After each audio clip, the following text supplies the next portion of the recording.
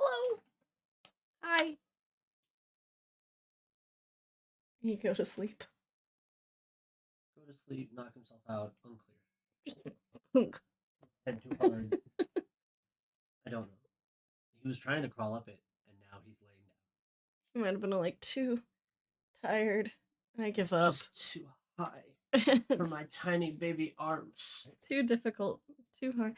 Yeah, okay, so the child got hand, foot, and mouth disease at the beginning of March. We went to California. For 1 weekend. And then we died until, like, literally... We've been sick for 6 weeks. Yeah, this is the best I've felt. It was really me. James has been... I got sick, but it happened later. And he recovered faster both times. Both times were rougher on me for some reason, and I'm the... You're the one with the more resilient. Yeah, I have the better immune system of us two, but I had... The reason it's been so long is, even though I'm not feeling, like, super shitty, I have had a cough and have been unable to really talk until, like, the past 2 days. Even still, I feel like I have, like, I'm on ibuprofen right now, so right now it's not that bad, but, like, if I'm not taking ibuprofen, I feel like I have a golf ball of fire in my throat. So it wasn't like we just weren't streaming or chose not to or been putting it off or we're busy. It was literally like we couldn't put out a recording that would be worth listening to.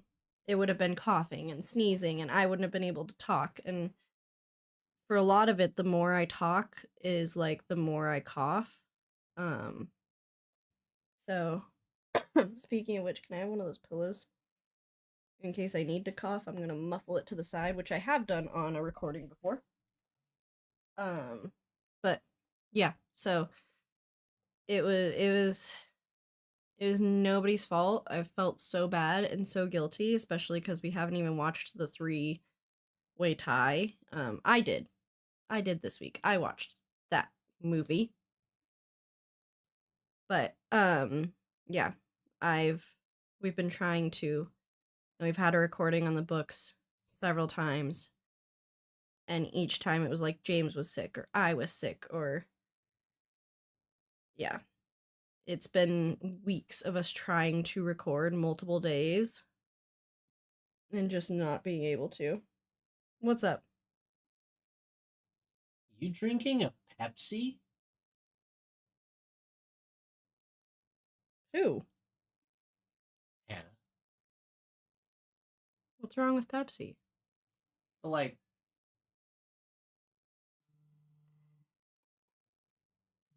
the mediocre soda. All right, I'm gonna just silence the group chat. You're gonna need to. The cats are judging me for my Pepsi hatred.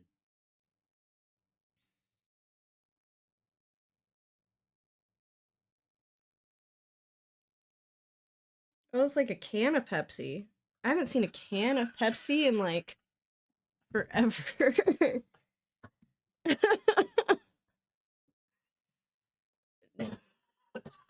James is in protest right now. That's why he's on the floor.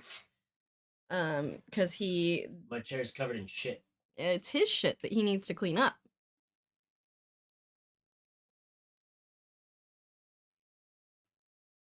I legit can't remember the last time I've seen a can of Pepsi.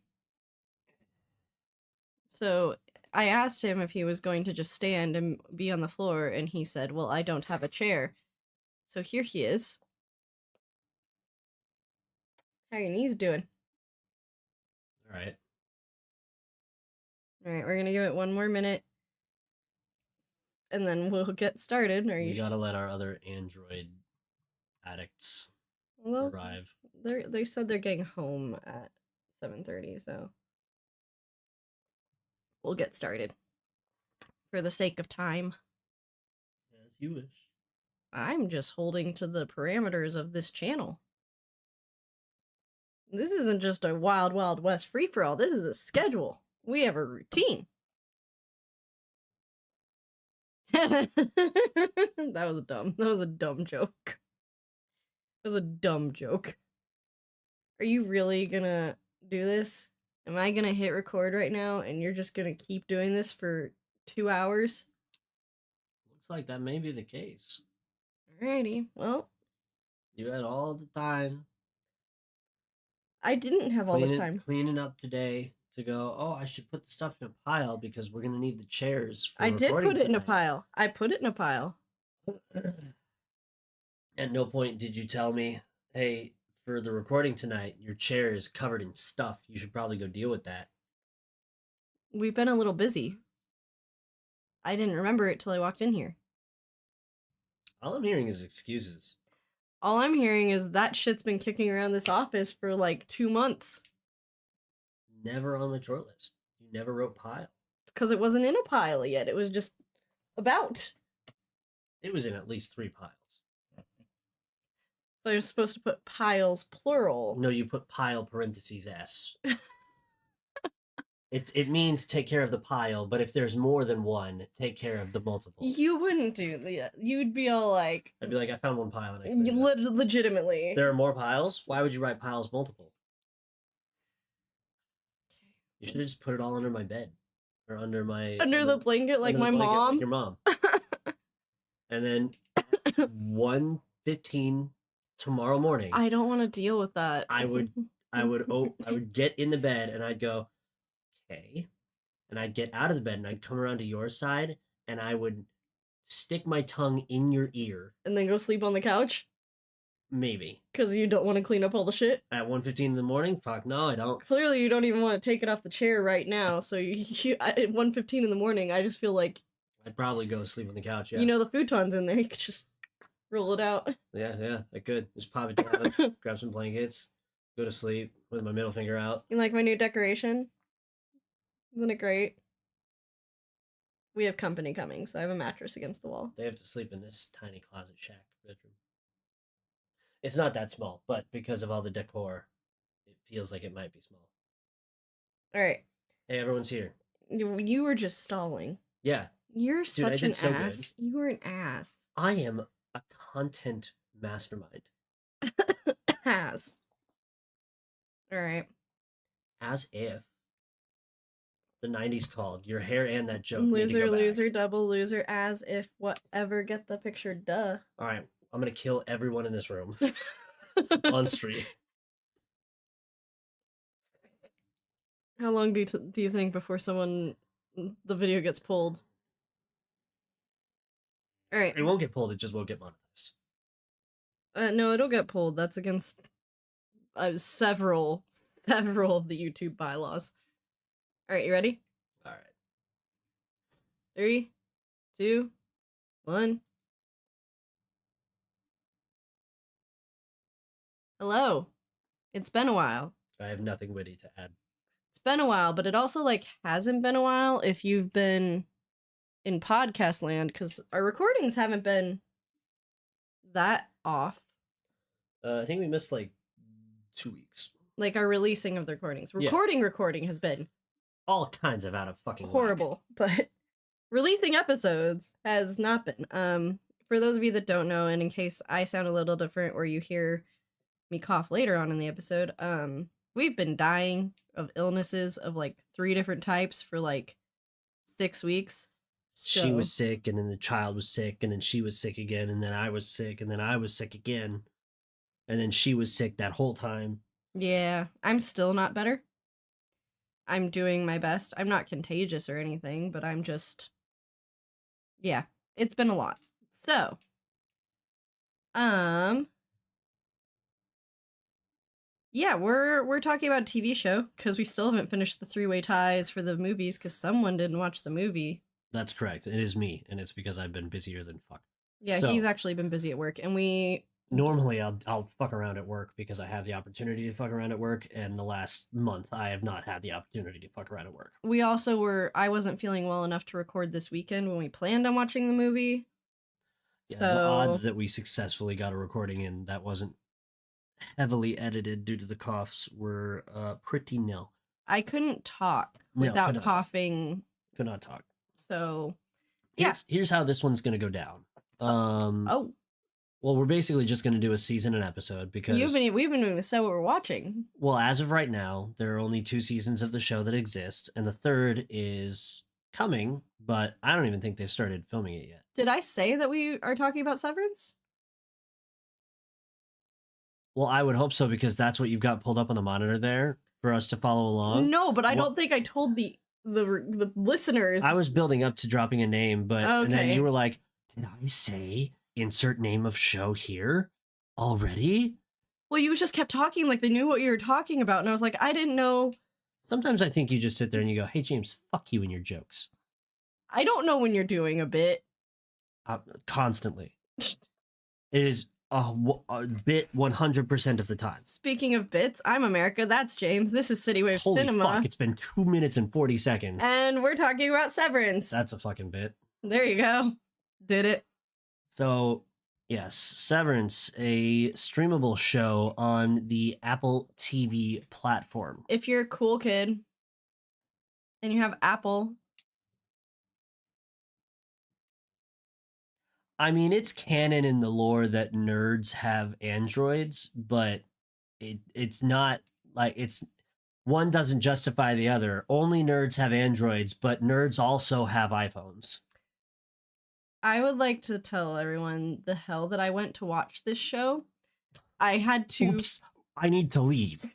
I had to reverse hack into my old college email because I am a cheapskate and was refusing to pay to watch the Severance show on Apple TV.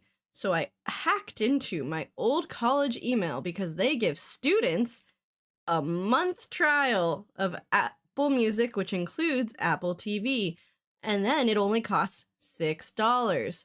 I did all of this. I worked very hard. It took up like an entire day that I was definitely not getting paid for. Took like an entire day, and I finally did it, and I watched the entire show, binged it like a week. It was over. 2 seasons. And then, and only then, does somebody reveal to me that he had Apple TV the whole time. And I didn't need to do such insane antics to watch the show. In fairness to me, I didn't know that you were watching Severance. You didn't talk about what you were watching on your breaks and at your sometimes job. Text you the whole story about me getting into Apple TV, and you said nothing. Right. Well, I've and then I bragged about it to so many people, and you still said nothing. Well, I had actual work to do this month, so I'm sorry if I was a little bit distracted by my job, where I had actual work to do for the first time in admittedly quite some time. And all those times when we were hanging out at night and I was watching Severance, or when I was talking about Severance while we were in California, or when I was telling people in California about how I about my UCCS email and all the stuff I did. None of those times when you weren't working did you actually think to. Well, now around the same time that you started doing your email hackery, I got kicked off the Apple Family Plan that my cousin had me on, which is where I got Apple TV, because he did not know how many people were allowed to be on the family plan, and he thought he had to remove me to include his sister, which I thought was fair. So I was fine with being kicked off. And then a day later, he added me back on because apparently you could have one more than he thought. And then I just forgot about it. And I had already set my brain to I stopped using Apple Music, and I was just like, man, I just don't need to use the Apple anything because I'm not paying for it. So I didn't. And then, yeah, all that shit happened. And then we were sitting there one day and I was like, oh, hey, I think I have that. And then I looked and I did have that. And so then I watched Severance. And that's what we're talking about. The show. Right. So Think what you will about Apple as a company, their exploitation of manufacturing processes in other countries, their abhorrent pricing on all of their products, um, Their elitist their attitudes. elitist attitudes. Think what you will about all that shit. Their streaming platform is just occupied by bangers. It is just dope shit after dope shit after dope shit. It's like if Netflix made good television. Oh, remember when Netflix made good shit? Uh huh. Remember when Orange is the New Black was coming out? Oh, Yeah. Yeah. When they like gave a shit about the product they were putting out. Yeah. yeah, And they didn't cancel shit every yeah. fucking 2 minutes. Yeah. So imagine, if you will, the heyday of Netflix when they were producing incredible shows for their platform. Now, I was admittedly hesitant going in because I didn't know anything about the show. Um, I knew at the time Adam Scott starred, and I like Adam Scott, but I've only ever seen him in a sort of like secondary star roles, sort of like as the next guy up. He's phenomenal. He is terrific in the show, and I knew it was produced by Ben Stiller, and Ben Stiller does a lot of the direction as well. I knew less than that. Those are the only things I knew about the show. Um, I just knew it was a super popular show, and at some point before you started talking about it, I saw a part of the theme sequence for the first season on TikTok for some reason. And then I thought, that's fucking weird, and moved on. And then we started watching the show, and I was like, oh, it's the thing. It's the thing. So, yeah, I literally only knew that it was super popular and people couldn't shut up about it, and so I watched it. That's how I watch most things. all that to be said, spoilers ahead, okay? This show that you are listening to / watching is spoiler territory. Okay, that's just the way we operate. Under the assumption that you have also seen the product that we're talking about. Or maybe you're in a country where you can't watch it, and so then you tune over here to see what it's about, because that happens Shouts frequently. out to you, Iraq. Now, this show, their first season came out what, like 2020? It was 3 years ago. So 2022. Yeah. And then nothing happened for 3 years. And then the second season came out in fucking March of this year of our Lord 2025. Yeah, the season finale was just like 2 weeks ago. No, it was like 3 or 4 weeks ago. Because we were in California like 4 weeks ago. No. Yeah. Time is flying, and it's because we have a child. And I was sick for so long. Right. All the days blended together. Shit happens. So let's get into this episode's going to be season 1. Next episode that we record and that you hear is going to be about season 2. So heavy ass spoilers. If you want to watch it for yourself, which I highly recommend. I so recommend it. It's so good. I have a lot of strong feelings about the plot across both seasons, but I can't. Everyone I meet or talk to for perhaps the rest of time, I will encourage so heavily to watch this show through any means necessary. It definitely goes on my list, and I was telling James this earlier, of shows there if someone's like, oh, I haven't seen that show, you want to watch the first episode with me? I'll be like, uh-huh, yeah, no, turn it on right fucking now, because it is so good. Ben Stiller directs a lot of the episodes, and you might remember him from such comedy works as Meet the Fockers, Night at the Museum, the series, etc., and being in a bunch of shit, just comedy, goofy, legendary in that space. This is not a comedy show. There's a few like haha funny moments, but there's definitely a lot of humor. This is a thriller drama slash satire. Um, Heavy. only in one season. And he flexes the fuck out of his muscles with this show. He also said it's like the most enjoyment he's had like making something his entire career. He said this is his favorite thing that he's ever worked on. There should be a study that is done on why people enjoy making the sort of like thriller horror type things, the like super serious topic stuff, more so than perhaps they enjoy making comedy type things. But that's for another day. Oh, okay. Well, we're like 12 minutes into this bitch. Like, we got to get going. Yeah, I know. So, the first season is approximately, it's not approximately, it's exactly 9 episodes. Each one is around an hour, maybe a little some are less. shorter, some are longer. Yeah, it varies. But 9 episodes in the first season. In the second season, you have 10. 10 episodes. Yeah. So 29, math, 19 total. I just had a stroke. So it's probably because you're not sitting in a chair. Yeah, it's probably because my knees are numb. Now, we're going to begin with Lumen Industries, which we're going to say about 1,000 more times. Lumen Industries is like if...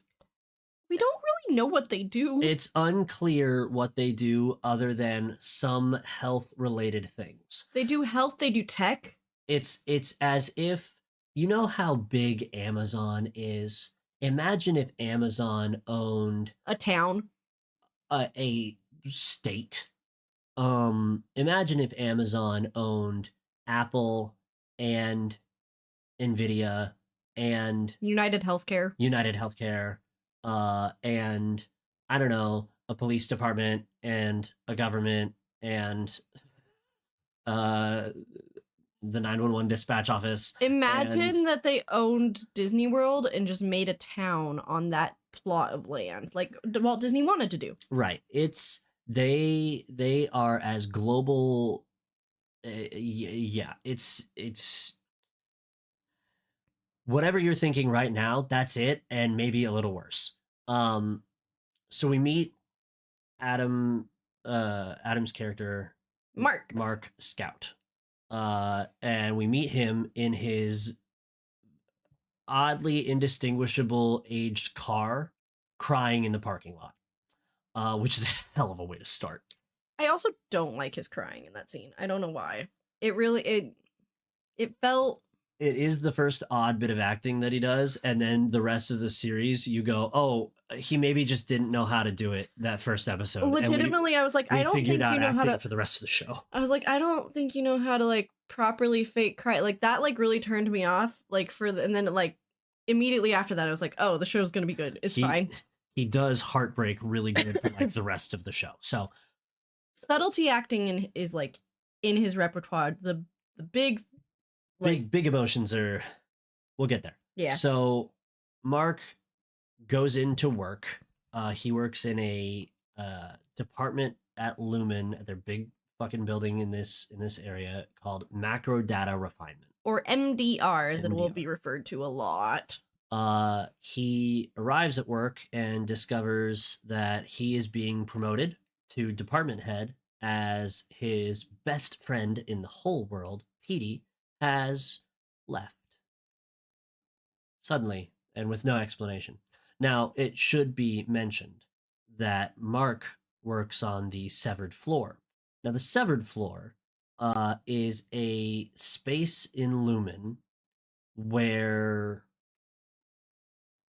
employees who have undergone the severance procedure have their... What? That's not... Did you just learn something? No, we messed up because that's not how the show opens. The show opens with him crying in the parking lot. The show opens with a chick on a table. Oh, I suppose we do flash later. Yeah, we do the whole survey with Heliar. Yeah, we do Heliar's survey. And then we flash to him crying in the car. But why didn't you stop me? I didn't remember it until I... It's been like 2 weeks since I saw the first episode. Sorry. It's okay. It's fine. We'll get to Helly in the second episode, really. We can. Really, all I'm doing is the chronological matter of events. Yeah. So Severance. Severance. It's a procedure where a hole is drilled into the back of your head and a microchip is inserted into your brain. And it basically gives you a alternate persona when you are within a certain range of some sort of sensor field. It basically, you're splitting your brain in half, and Kind of. half of your brain works at the office, and then when you leave the office, you don't remember being at work. Is how that goes. So imagine, if you will, that you got up every morning and you drove to your workplace, and when you pass through security or whatever, you get on the elevator to go to your floor of the office, and then nothing. And then the next thing you know, like literally the next moment, you're getting off the elevator and going back home. That's your outie, is what they call it. Your innie kicks in when the elevator goes down to the severed floor. And your innie only knows the elevator and the office.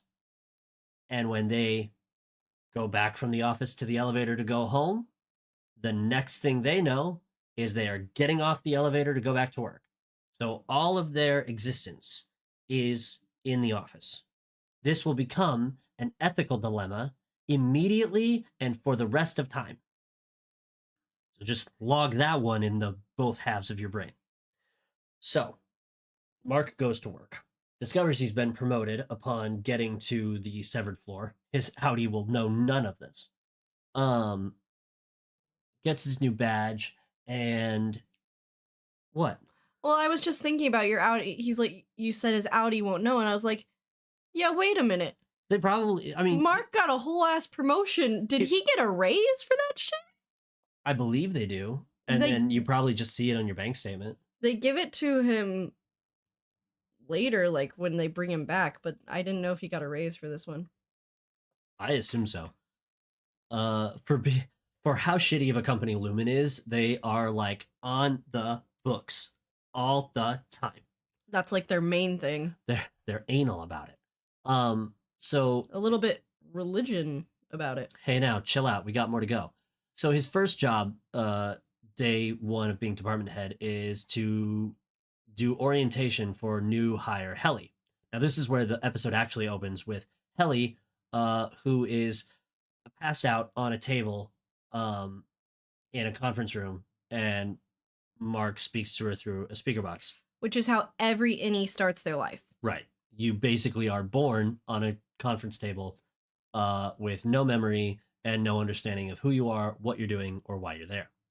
Understandably, Helly freaks the fuck out. Mark does his best to orientate her. She doesn't like it, learns her name, gets mad, demands to leave.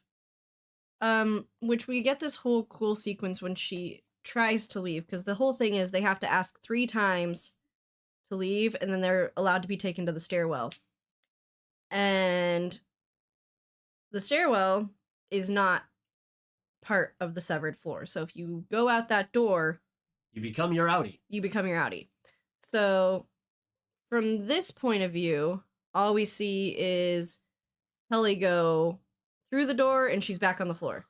And then she goes through the door and then she's back on the floor. Yep. And then we don't really understand what's happening. And we won't until the next episode. Yeah, she just keeps running through the door over and over again just to come back until she gives up, basically. Eventually, she is shown a video by the sort of assistant manager of the department. He's like the supervisor. His name is Mr. Milchick, and he is beloved and hated. So Mr. Milchick shows her a video where it basically explains that she has undergone a severance procedure, and that's that, basically. eventually Mark gets to go home, end of the day, where we discover more about him, and he is a former professor who is mourning the loss of his wife, Gemma, who died pre-show In a car in a crash. car crash. He lives in Lumen housing in the Lumen subsidized town called Kier. This will be important later. Kier is also the founder of Lumen. Kier is a little bit of a prick, and he's from the 1700s, so that tracks 1-to-1. Prick and very weird. Yeah, he's an oddball, but it's probably because he was dabbling in things like ether. Now his Audi runs into Petey, which is not supposed to happen. All the people who work on the severed floor don't know anyone else who work on the severed floor. They may know each other outside as acquaintances or some such, but they don't have any memory of who they work with. So they wouldn't know if they ran into a coworker somewhere or if they were married to a coworker or something. They simply wouldn't know. So he runs into Petey, who claims to have worked at Lumen with him and claims to have reversed the permanent procedure of severance, which is called integration. Reintegration. Reintegration, sorry. So Mark finds this all to be a bit odd and off-putting, and he heads back home where he runs into his neighbor, who he's had a phone conversation or two with this episode, Mrs. Selvig. And your end to episode 1 is a bit of a fantastical reveal about who Mrs. Selvig is. Only to the audience. It's only to the audience that they figure this out, but Mark will not know this. Spoiler alert, Mrs. Selvig is his senior manager, Harmony Cobell.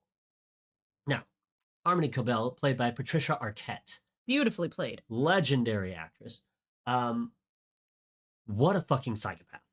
She's a bitch. What a and not the good kind. Psychopath. She's insane. Off her rocker insane. She drank way too much of the Kool-Aid. So much Kool-Aid. Only it wasn't laced with shit. It was just straight up sugary ass Kool-Aid. So next episode, we get a little more insight into what was going on with Helly when she was going through the doors over and over again. We get to see her at the beginning of her procedure and kind of see how the severance procedure looks like the actual surgery. And this is where you actually get to understand that they drill a hole in the back of your head while you're awake and just jam a little thing down in your brain, and then when you go through the elevator you go and then you're innie or you're outie. Yeah. So Helly gets introduced to her other coworkers, Dylan and Irving, who are hilarious. They're great. And she's sort of like orientated on what her actual job is at MDR, which is sorting encrypted numbers into categories. This will be important for the remainder of the show. And you sort the numbers because some of the numbers are off-putting. Yeah, the numbers make you feel things. Is the only way to really describe it. That's the way they describe it to her, is like sometimes when you're rifling through all the numbers on this grid, they make you feel a certain type of way. And when they do, you gather up all the ones that make you feel a certain type of way and you dump them in one of the 4 bins. And that's the job. So she hates that. She attempts to escape by writing her Audi a resignation note. But the elevators at Lumen have built-in code detectors, which sounds made up, but they do. It's wild. So no information can get out of the severed floor. You're not supposed to communicate with your Audi, and your Audi can't communicate with you. Exactly. So Helly is trying so hard to communicate with her Audi that she doesn't want to be there. Mark takes the fall for her initial oopsie, and he is sent to the break room. Now, the break room is your first proper indication that Lumen is like genuinely just evil.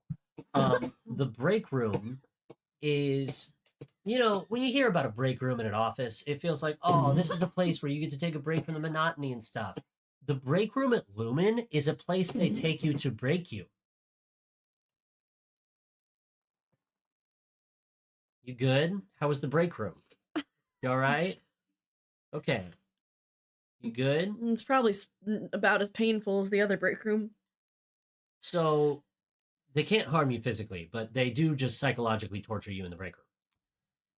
Yeah, very much like mind, uh, brainwashing. Yeah. It's a lot of. We don't really find out what it is yet. It's going to take another episode, I think. Yeah. So, Mark. I also don't really still understand it. It's crazy. So Mark goes to the break room, takes his lumps. Irving, who is played by John Turturro, phenomenal work for the whole show. Everyone in this show is fantastic. Yeah, they do a really good job. Irving starts to hallucinate, and he sees black goo oozing from his desk, and he freaks out. He is then administered a wellness check. He is sent to the wellness counselor. And it is at this point that if you have heard anything about the show, this is probably the thing that you've heard the most about, because it has the most memes about it, where it's like, your Audi can parallel park a car in 90 seconds. That's so long. Your Audi really enjoys eating pizza. Your Audi knows all the people in his neighborhood. Like, yeah, so a wellness check is fucking strange and unnerving, and no wellness check is the same. So for this wellness check for Irving, the counselor, Miss Casey, recites some odd and vague facts about Irving's Audi, and insists that he react neutrally to all the facts. You're supposed to enjoy each fact equally, and you're not supposed to say anything about any of the facts or talk about anything. I believe some of the facts that are spoken about Irving are that he enjoys the sound of radar and he is an excellent lover. I think it also is like he's a good person. He says hi to people on the street. Like, it's just yeah. He basically, they tell you that Irving's Audi is dope. So on his way to his wellness session, there's a little waiting room. Someone's in a wellness session before him, and it's another employee named Bert, who is the head of the two-person optics and design department. So Bert and Irving have a little conversation about some of the art that's on the walls. By the way, the art all fucking horrendous. Not like it's ugly or bad to look at. It's truly like horrifying. like psychologically traumatizing to look at. It is deeply upsetting art across the board. No matter what art piece is out there, it's upsetting to look at. If you think about like the Romanticism period and the stuff that came out of that, yeah, that, and then like 10 more notches up at the wild. Yeah, it's fucking crazy, dude. So we eventually end our day, and out in the wild world, Petey is suffering from quote unquote reintegration sickness. He feels unwell due to reversing his severance. He also tells Mark about the break room, Audi Mark, by the way, and so he's like suspicious of all of this, and plays a recording of Mark being forced by Milchick to apologize through some weird culty type verbiage again and again and again. This is all very odd and upsetting to Mark, but he opts to let Petey crash at his house instead of living out in the wastes. Audi Mark just opens his door to freaking anyone can hang out, probably because he's grieving his dead wife. I also don't think I say this in the best way. I don't think Audi Mark really knows how to say no. Yeah, you're because wrong. He ends up at that weird ass party, which I think we skipped over in the. Well, no, because we haven't met Devin. That's next episode. Yeah, he just goes to this party that his sister forces him to go to. He just lets Petey into his fucking house. Like, later on, he lets the other lady into his house. He just takes the cookies for Mrs. Like, he just doesn't know how to say no. He's a bit of a pushover.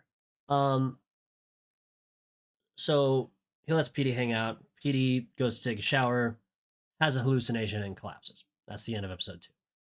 I really got to start cranking through it. There's so much meat to these episodes that I'm gonna start skipping details, and that's gonna have to be okay. And you're just gonna have to get a hold of Apple TV and watch the show. Oh no, we did go to the weird party with his sister because now we're delivering the book. So they didn't talk about it in the synopses. Yeah, so, no, I think it was the first day. Nothing happens during it. Yeah, it's. I will say this though, fodder for you later. Audi Mark, the underlying tone of this entire season is everyone else in the world debating whether or not Severance should even be allowed.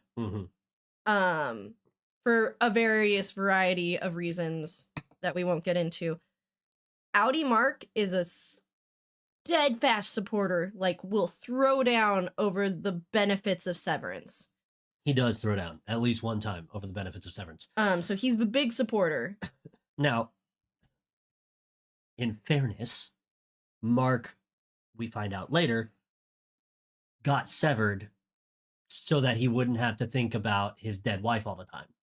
Basically, to give his brain a break and to save him from himself, he created a version of himself that wouldn't know any of the pain. Joke's on him, as Petey tells him, you still feel the pain while you're down there. You just don't know what it's from. So then this one's kind of an easy little... the perpetuity wing. Yeah, this is kind of a little easy thing. So, Devin's husband, Rickon, who's the worst character in the entire fucking show.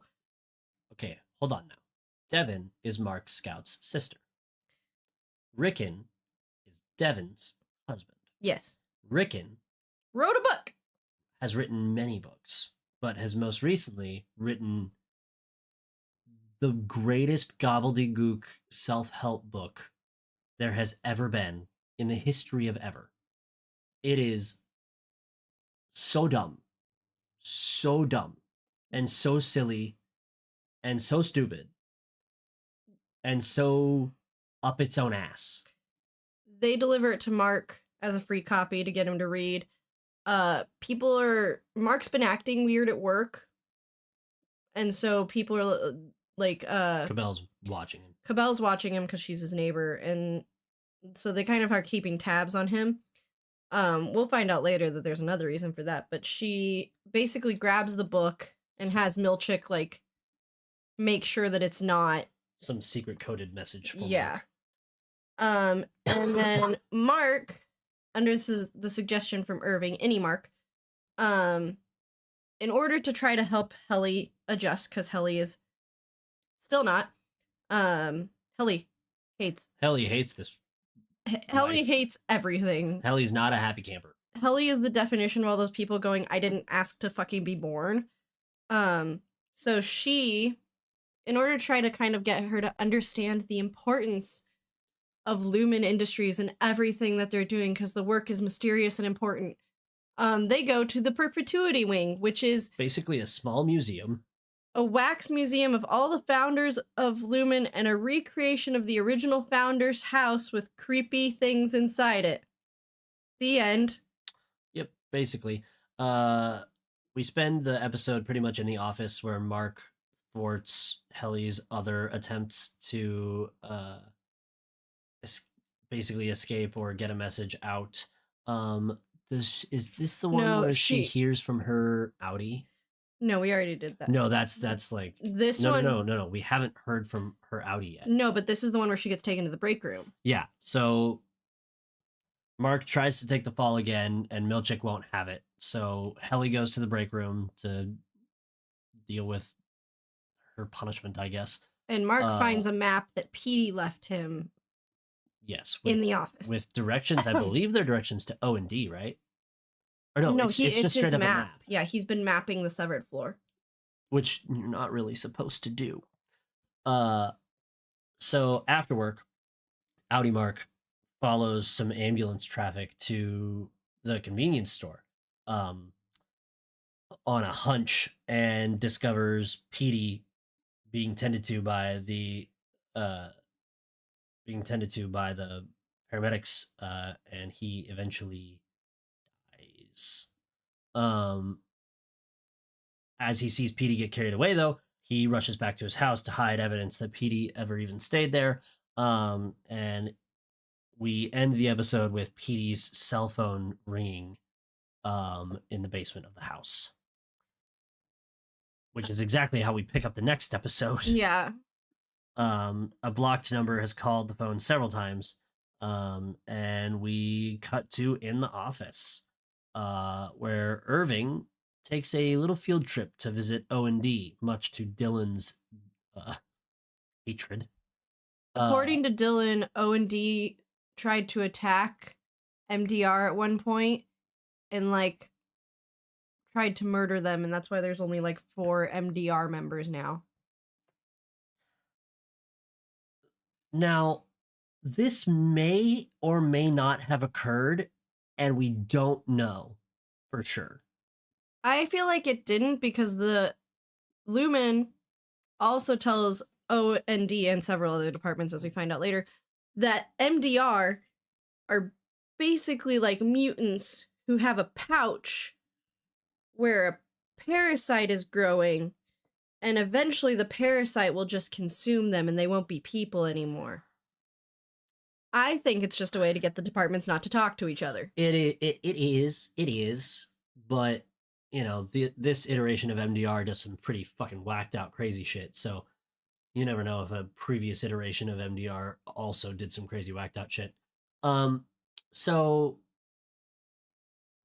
on Irving's journey to O&D to meet and hang out with Bert, he discovers the book that Rickon wrote and left for Mark that was stolen by Cabell and brought to work and left with Milchick so he could see if there was code in it. And then Milchick left it in a conference room like a dumbass. Now, he left it in the conference room because there was an emergency, because Heliar was going to cut off her fingers. Cut off her fingers unless she got to put in a resignation note with her Audi.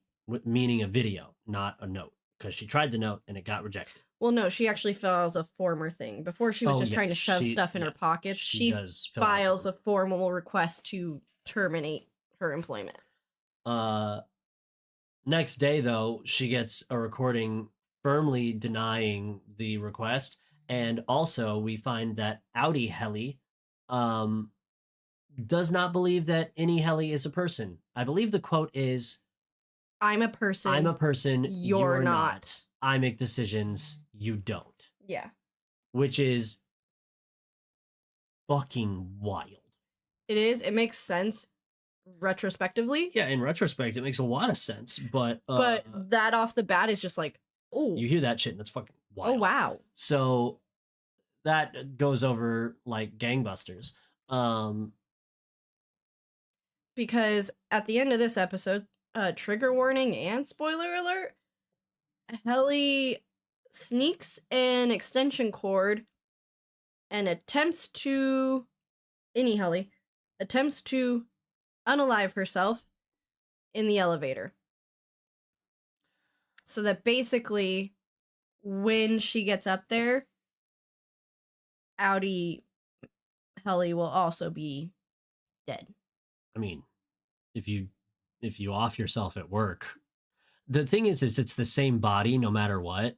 So like what you do to your body as an innie happens to you as an Audi. But I think like her intention was for Audi, which it kind of does, for Audi Heli to wake up and realize what is happening and that any Heli did it. Have you ever tried to kill someone else but it's actually you? Wild. So that goes over poorly. Next episode, Heli's out for a few days, probably because she tried to kill herself. Unalive herself, or we will get banned. No, we won't. Mark reads Rickon's book at work, which carries a lot of anti-establishment overtones. So does fuck, what's his name? Not Mark, not Irving. Petey? Dylan? Dylan also is reading the book. Sneakily. Yes, Dylan is also reading the book. outside of work, Mark visits Devin and Rickon at a birthing lodge because Devin's going to give birth to a baby In a cabin. in a cabin, as one does. Uh, Seems fairly common in this town because. I don't think there's a hospital. No, I think you go to the birthing lodge to have babies. Yeah. So there are different levels of birthing lodge depending on your income and how much you can afford. Yes. Helly returns to work, and Cabell has Miss Casey shadow her, basically, watching for signs of depression. Miss Casey from the wellness room, if you don't remember. Right. But Mark sneaks Helly out of MDR and reveals to her that he has been recreating Petey's map, which he destroyed in an earlier episode. And he tries to get Helly to help him recreate the map, and she says no, but after a little bit of back and forth, she does agree to help. Bert opens up to Irving and Dylan while being held captive, that he lied about the size of O&D because of all of the efforts that Lumen has put in to separate the departments, trying to make all the departments seem untrustworthy to each other. So then Bert, as a show of good faith, takes Irving and Dylan back to O&D and introduces the two of them to the rest of O&D, which is, I think, 5 more employees, totaling out at 7. There's a huge room. There's only like 5? Well, there's only 7 employees at O&D. Oh, damn. I mean, the room is it's just like, I think it's like 10 3D printers. It just seemed like that it was so big and there were so many people, but it's because everything's in white, so any sort of hint of color looks like a new thing. So episode 6, we meet the Lumen security chief. His name is Doug Grainer, and he is a creep. And he lets Cabell know that he figured out that the ex-employee whose name is Ragabi was responsible for Petey's reintegration. Ragabi is the surgeon who performed the severance procedures for the majority of the people who got severed, I believe. And reintegration, just so everyone is clear, is Lumen's there is no war embossing say. Like, if you bring it up to the board or anyone of higher up, they just say, no, it's impossible. It's not real. Right. Yeah, basically. Irving and Bert admit that they've got some feelings for each other. These late 50s, early 60s gentlemen. Irving says he's not really ready to get into a relationship, but he's got these feelings. Dylan stole a car for Dylan stole a card from O&D, which is important because this event will create the ripple that becomes the tidal wave of the whole show.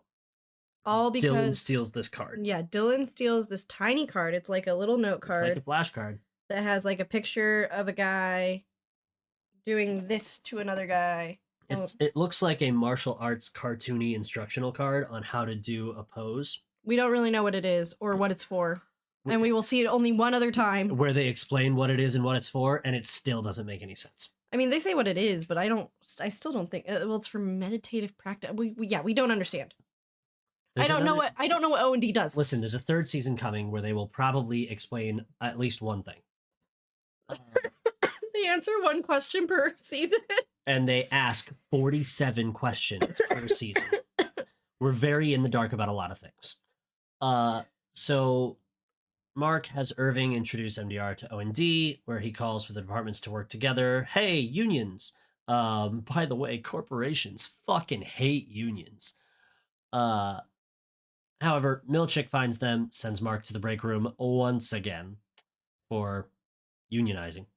And later, later, Milchick reactivates Dylan at home. In a procedure that's called the overtime contingency. Now, this is a big fucking plot deal. Because no one knew that you could turn on the Severance feature remotely. And have it happen wherever. So to everyone's understanding to this point in the show, audience and otherwise, is that you have to pass through the elevator to get to where the chip is activated. So it's sort of like a proximity thing.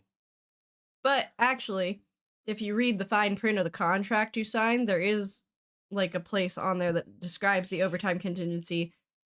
In the event that Lumen would ever need to access your INI for work purposes outside of work hours, this would be turned on and your INI would just show Pop up into existence. So Yeah.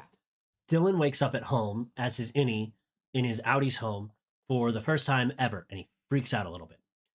They're in a fucking coat closet, and Milchick is like inches from his face going, "Where'd you fucking put it, Dylan?" Because Milchick has discovered that Dylan stole the card from O&D. Dylan, totally not paying attention, gives up where he put the card, and just starts asking questions about what's going on around him and where he is and if these are his clothes, etc., etc., etc. And then, boom, a child is disobedient. Dylan's got a kid. Dylan has 3 kids, actually, and this one is the youngest one. And he busts through the door and gives his dad a hug. And Milchick goes, click, turn it off. And that's it. Yep. So, Innie Dylan now knows that he is a father, which is going to cause problems for everyone for the rest of time. In the meantime, Cobell, as Mrs. Selvig, is pretending to be a lactation consultant for Mark's sister for reasons no one really understands or knows, including most of the characters in the show. Like, and maybe even Cobell. She's fucking out of her mind. She's insane.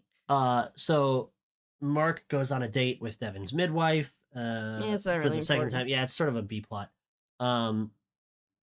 Finally, at the end of the episode, Mark finally answers Petey's phone when it's ringing, and he's contacted by, you guessed it, Ragabi, and she says to meet him at the nearby university, which happens to be the place Mark used to teach as a professor. And Cabell orders that key card locked doors be installed at the entrance to MDR. They're not allowed to walk around anymore. Yeah, because her employees have been meandering about the building too much. So, episode 7, season 1. Mark goes to meet Ragabi. He is tailed by Lumen security chief Grainer. Grainer. Who they fucking murder? They don't. Ragabi does. Grainer tries to press gang Mark for information, and Ragabi hits him in the head with a baseball bat.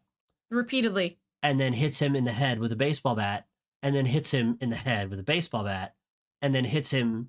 It goes on for some time. She clearly had some. She had some feelings. Some big feelings. Yeah. They take Grainer's all access card, gives it to Mark, and he's instructed to take it to his innie. Helly earns a fucking prize at work for, I think, not being a giant bitch baby for the first time? No, they completed their quarterly numbers. I thought, is this the quota? They made the quota? So they get the MDE? Yeah. Okay. Yeah. So Helly does her job for real, and they make their quota. So Milchick engages in a music dance experience. Now, I was reading this and thinking about it, because we're really just going through, as we do anytime we do these summaries, we're really just hitting like Key points. The highlight key points to get through the plot and kind of give you a taste of the show. There is so much you are missing. There are waffle parties and melon carts. There's only the egg buffet. And egg buffets, and it's highly demanded. There is so many things that you are missing out of on this show if you are just listening to us review it. So even if you get to the end of this and you kind of know like the basics of the plot, for the love of God, go watch the show. You gotta go watch it. It's just an insane roller coaster ride from start to fucking finish. And like James said, there's still so many unanswered questions, and we won't even be able to touch on like theories and everything because we still have like 3 episodes to get through for this season, then another season. Go watch the fucking show. And then shout out to New Rockstars. I think I've shouted them out a couple times on the channel. Then go watch like the breakdown at New Rockstars because it helps. But yeah, okay. So music dance experience. Helly gets to choose the genre, and she chooses Defiant Jazz. And Dylan just kind of snaps a little bit. Dylan snaps. He attacks Milchick demanding to know more about his child. I believe he bites Milchick. He does. And then in this same really quick sequence, Irving finds out that Bert is retiring, which basically means his innie is dying. Because if you quit or retire or do anything, you're never seen or heard from again. Your innie doesn't exist anymore. So that spurt, Dylan's pissed about knowing that he has a kid, like, and wanting to just have all those access to all the memories from his Audi. Irving's pissed about Bert. Helly's been pissed the whole time. Yep. And Mark is now kind of unwittingly the head of a new scheme to basically wake up the innies on the outside world. They're basically using the overtime contingency. They start making a plan to do the overtime contingency and get out. We also figure out in this episode. Is this the end that you're talking about? This shit's fucking crazy. So, Mark gets kind of pissy with that new chick that he's been saying this is the last time we'll see her. He's drunk, which Mark's an alcoholic. And he tries to get her to stay by ripping up a picture of his wife because he thinks that she's mad that because he talks about Gemma too much and all this stuff. And so he rips up a picture of his wife, and then after she leaves, he's like very depressingly like trying to piece the picture back together. And then we find out that his wife is also on the severed floor as Miss Casey, the wellness person. Gemma's not dead, motherfuckers. She's alive! What? It's fucking crazy. You find this out on episode 7 of 9 of season 1. It's a roller coaster. Okay, so episode 8. Wife's alive. Irving's Audi. This episode, episode 7's so good. There's so much that happens, you don't even realize an hour has blown by. Episode 8 is like another level of that. It's fucking bananas, front to back. We open Irving's Audi in his apartment, painting the same painting that he's been painting again and again and again in a caffeine-fueled attempt to stay. This is all for real. Irving's Audi stays up super late, drinking a ton of coffee so that he can try to get his innie to fall asleep and remember the painting that he's painting again and again and again for reasons we do not know. Still, the painting is of a black hallway with an elevator at the end of it with a red triangle above it that points down, indicating this is a down elevator. What if, okay, follow me here. Slight spoilers. You're gonna theorize while we're trying to get through this shit? So, no, because if I don't get it out right now. Gemma, right? Down? Okay. Yeah. What if Irving's son, down? Irving's son? And that's who he's batching for. Irving's son?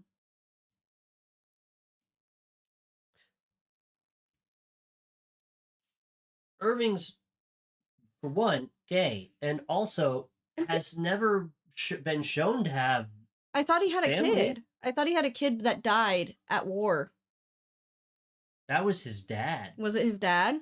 All that military shit that wasn't his is his dad. Oh, okay. I thought he also had a son. Never mind then. Carry on. Yeah, his dad was in the Navy, which we find out in this episode. So maybe his dad's down there. Anyways. He also does this while blasting Ace of Spades by, oh fuck, what's the name of the band? I listened to this song so much. He's become obsessed with it since the show. While he's looking, it's so good. Milchick is doing everything in his power to fucking cover his ass with Dylan. Motorhead. And MDR is also going to award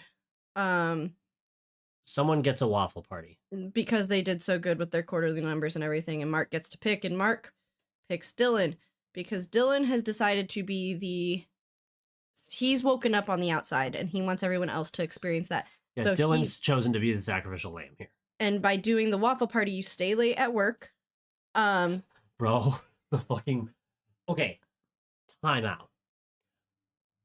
Before I watched the show, we threw America a birthday party with a bunch of our friends who, unbeknownst to me, had watched Severance. We threw a Shrek-themed birthday party where I made a fuckload of waffles. It was a waffle party. It was a waffle party. That has some different fucking context in the world of this show. Because in a waffle party, you go to the perpetuity wing, you sit down at a table in the foyer of Keir Egan's replica house, and you eat a single, I'm pretty sure it's single, or you eat 2 waffles with a glass of milk. With 2 waffles with a glass of milk, and then you go into Keir Egan's replica house bedroom. You sit on Keir Egan's replica house bed and put on a giant mask of Keir Egan and wait. And maybe 30 seconds or so later, 4 dancers of various genders and builds will enter the room, all of them scantily clad, wearing papier-mâché masks, and dancing seductively in your general direction. And that's a waffle party. So I threw America a Shrek-oriented waffle party, and everyone who came to the party thought it was so funny that I referred to it as a waffle party because they had seen Severance, where the waffle party is deranged and sexual in nature, and we were just trying to watch Shrek. I think we threw the wrong kind of waffle party, if I'm being honest. For our group of friends, yeah, probably. Anyways. We should have put on masks. So yeah, that happens. And because he's at the waffle party and he's there after hours, Dylan sneaks out of the waffle party and goes to the security office. Locks himself in the security office. And ties like a belt, makes it so that like no one can get in without struggle. And he activates the overtime contingency, and Mark, Irving, and Helly wake up on the outside. Woo! Now, this is the season finale, and shit's gonna go sideways so hard. Let's start with Mark. Mark's innie wakes up in Devon's house hugging Mrs. Selvig, which I don't know if you recall, but that's Harmony Cabell, his boss, who has been stalking him inappropriately. And Mark, through the course of his interactions at this party, gives the game away on accident to Harmony Cabell by referring to her as Ms. Cabell instead of Mrs. Selvig. So that will happen later because we intercut through everyone's experiences. Yeah, we're really just going to summarize each one because that probably makes the most sense. So then Mark is also at a book reading for the person that he sees as a fucking god right now, which is Rickon, because he read all of Rickon's book and it like inspired him to do all this. So he's like losing his shit. And then he's also at the same time trying to convey to his sister the fact that he is his innie and tell her everything that's happening on the severed floor, which is a lot of bad shit. He's basically trying, everyone's plan was to go find someone that they trust and plead to get out. Right. And so that's Mark. That's pretty much the whole thing of Mark. I'm going to leave Mark's last part until the very end because it's how the season ends. Yes. So Irving wakes up in his apartment, discovers all the paintings that he's made. He finds a map in a chest along with an employee directory, which is basically a list of Lumen employees that he believes are severed. We don't have a lot of answers for what Irving's doing on the outside, but it would appear that he is doing some sort of like solo investigation of the severed employees at Lumen. And he's in contact with someone else who we also don't know who that is or what they're doing. He contacts them via a payphone, so we don't know. Yeah. So he uses the map in the employee directory to locate Bert and Because he's in love. Because he's in love. Now, dear listeners, Helly fucking R Helly motherfucking R is actually Helly E, which is Helena Egan. next in line to be CEO of Lumen Enterprises. And she is at a gala where she is going to tell everyone about how wonderful it is being severed. Oops, uh-oh. Any Helly's in charge, though. This will go well. I'm sure of it. So Helly basically spends her time at the gala learning that she is actually this incredibly powerful figure, has an interaction with her horrifying father. Jamie Egan is... By the way, I need you to know this. My friends in my personal Discord, I know. Boys, they refer to me as Yame.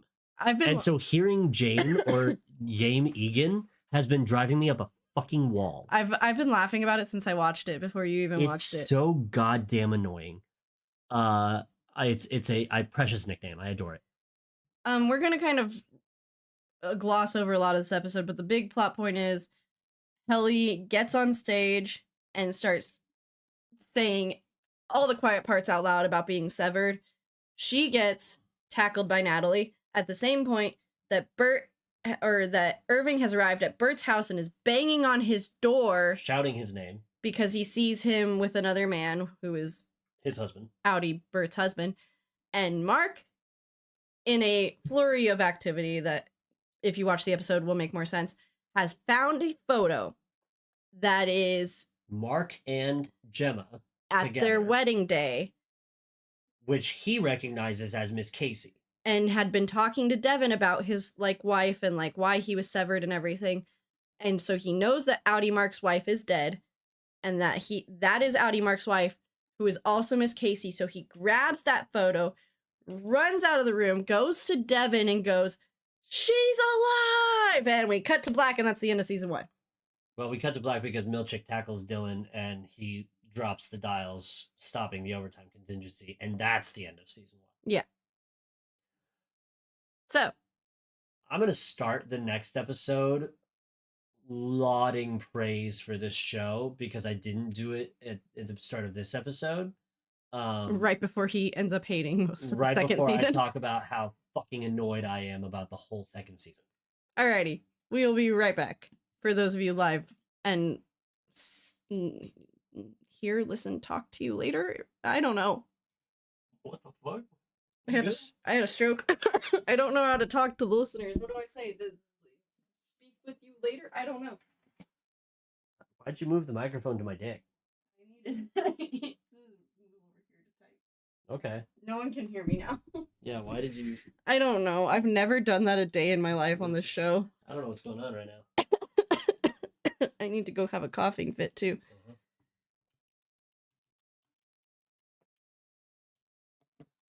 I believe Kyle's also in here. Bree and Kyle, I know we just talked through the whole first season of Severance, but while you're here, we do have Apple TV. This show is so up, definitely Bree's alley, but I think it's up both of your alley. We should watch at minimum the first episode of this show while you guys are here. I think you're going to be here long enough that we could probably watch the whole first season, if not both seasons of the show, because it really does just fly by. If we do all of our post-bedtime activities as watching Severance, which America will fall asleep during, just as an FYI, it'll be great.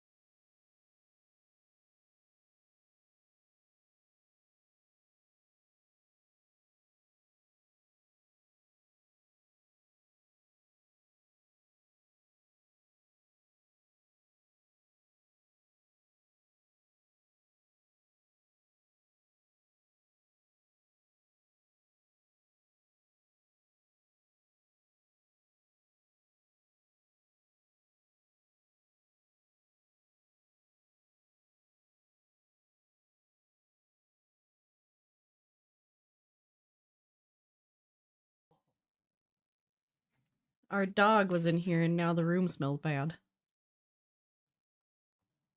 He did chemical warfare on us. No. What America meant by saying all of our after bedtime activities, she means we would eliminate all of our after bedtime activities for the whole time you're here and replace them with Severance. Right? Am I understanding what you said? What you meant? Yes. Okay. That's what I meant. Those would become our itinerary. We'd just watch Severance. And I will fall asleep.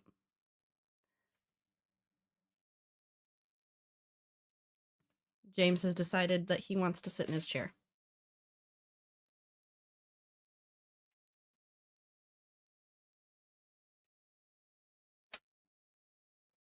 So no Bureopoly. I mean, the first night we should probably not. They're going to have driven here for 13 hours. The Bureopoly is not on the first night. What the hell are we doing the first night? Catch up. Oh. No kinky swing. Well, if you really insist. We don't have a bed big enough for that.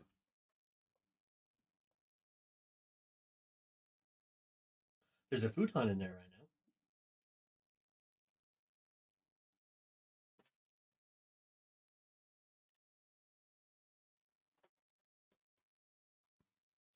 This is quite the pile.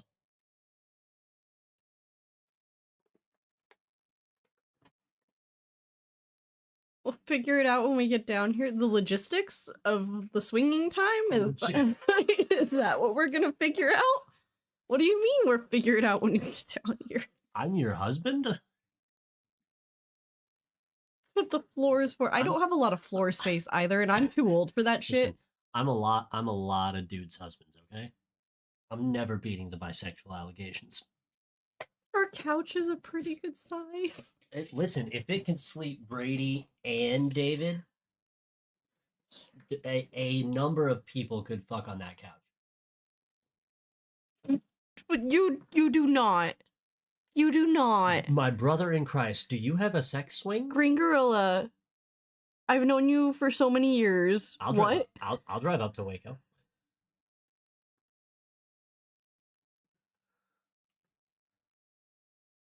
No, you can't throw that in there now. The rabbit hole's been dug. You've done it.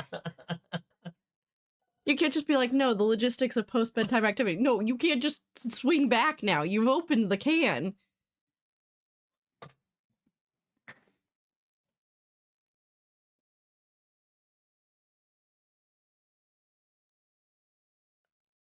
I would not have taken you for that. Listen, good on you.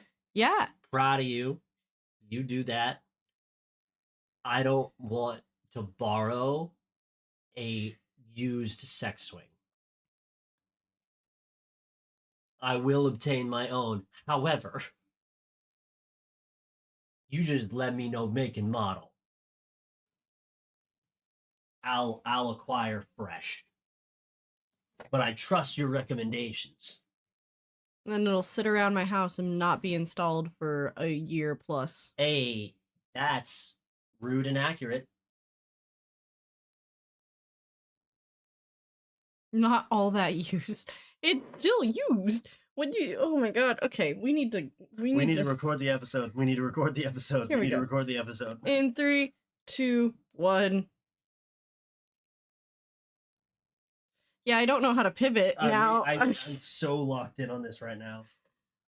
We had a wild time in our live chat, and we're just kind of trying to come back around to the fact that we have to record an episode about an even more of an insane show.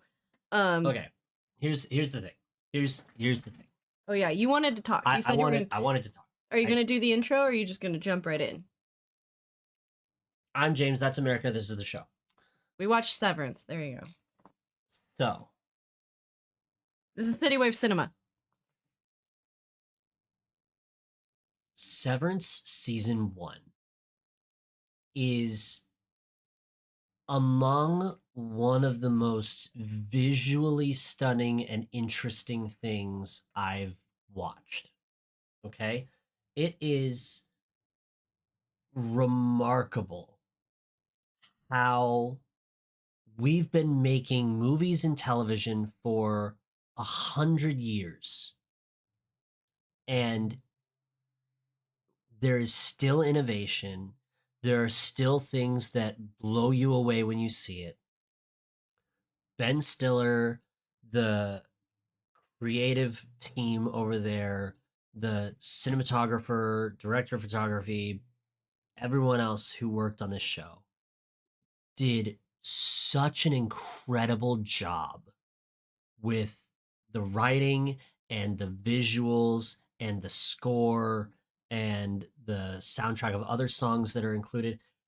It it truly is maybe one of the most masterful pieces of art I've ever seen. Season 1. Now, season 2 is just as visually stunning, just as audio stunning, etc. I have qualms with the writing, but they are mine personally. Tons of people love the show, and rightfully so. It's quite good. I And to be fair, the reasons I don't like what happens with the plot are because I predicted it, not because it's poor writing. It is good, great writing even, but I thought of what was going to happen before it happened, and that made me sad because I wanted to be surprised like I was for the first season. mean, there was a lot of surprises in season 2. Certainly, but I think I guessed some of the bigger plot points. You called the main one, and that you ruined it for me. You said in the middle of season 2. That I said in the middle of season 1. Yeah, you said in the middle of season 1. If they do a love triangle, I'm going to be upset. And I sat there going, uh-huh. Meanwhile, internally, she was going like, fuck. I was like, oh god, he's gonna hate He's season gonna 2. be so mad. I literally was like, if I get him to finish this show, it'll be a fucking miracle at that point, because the most of season 2 is just a love triangle. I dragged my fucking feet through season 2 because I didn't want it. Is it written well? Yes. Is it handled well? Yes. Incredibly. Does it make sense? Yes. Yes. Everything about it is good, but I didn't want it, and they gave it to me anyway, and it makes me mad. I think you just wanted one story where there didn't have to be a focal point. Yes, and part of that is because season 1, there is no active love focal point besides Bert and Irving, which I thought was tasteful and nice. I mean, Helly kisses Mark before they do the overtime contingency. Yes, but that's you're in the last 2 episodes when that happens, and you're so caught up in everything else going on that you're like, oh, this is sort of like it asks you the question that is an important question, which is, if you are a different person at work, are you, for the sake of argument, cheating if your severed half gets with another severed person? I think you wouldn't know. No, you wouldn't know. It's a moral and ethical dilemma. It's part of the whole debate around Severance. But right. I also think yes, because at least we get to see this a bit with Dylan later on in the season. He considers his wife kissing his innie as cheating. Yes. However, Dylan is an exception to the rule because Dylan's innie and outie know about each other and what's going on. If you are living in the pre-fuck up space of Severance, your innie knows nothing about anything. Just their own little space. And your outie does not know anything that goes on. I mean, there's that whole debate too that's happening in the TV in the background of season 1 of how a severed female employee got knocked up while at work. Yes. And what happens then? Like, So But it's the same moral dilemma because you, as the outside person, the outie, create a new human effectively that uses it's a new human that uses your body for 8 hours of the day. I wouldn't subject another human to this body. Hey, you know, not all of us can have good spines. Neither one of us has a good spine. I'd just create another person that has to suffer for. Yeah, that wouldn't be good. So take the summary with a grain of salt for what you will. This show is so fucking good. And it deserves all the credit and the awards and the props that it has and will it win. And boy, it's just and they take fucking risks in season 2 with the art style and the visuals and shit. They go to some places, man.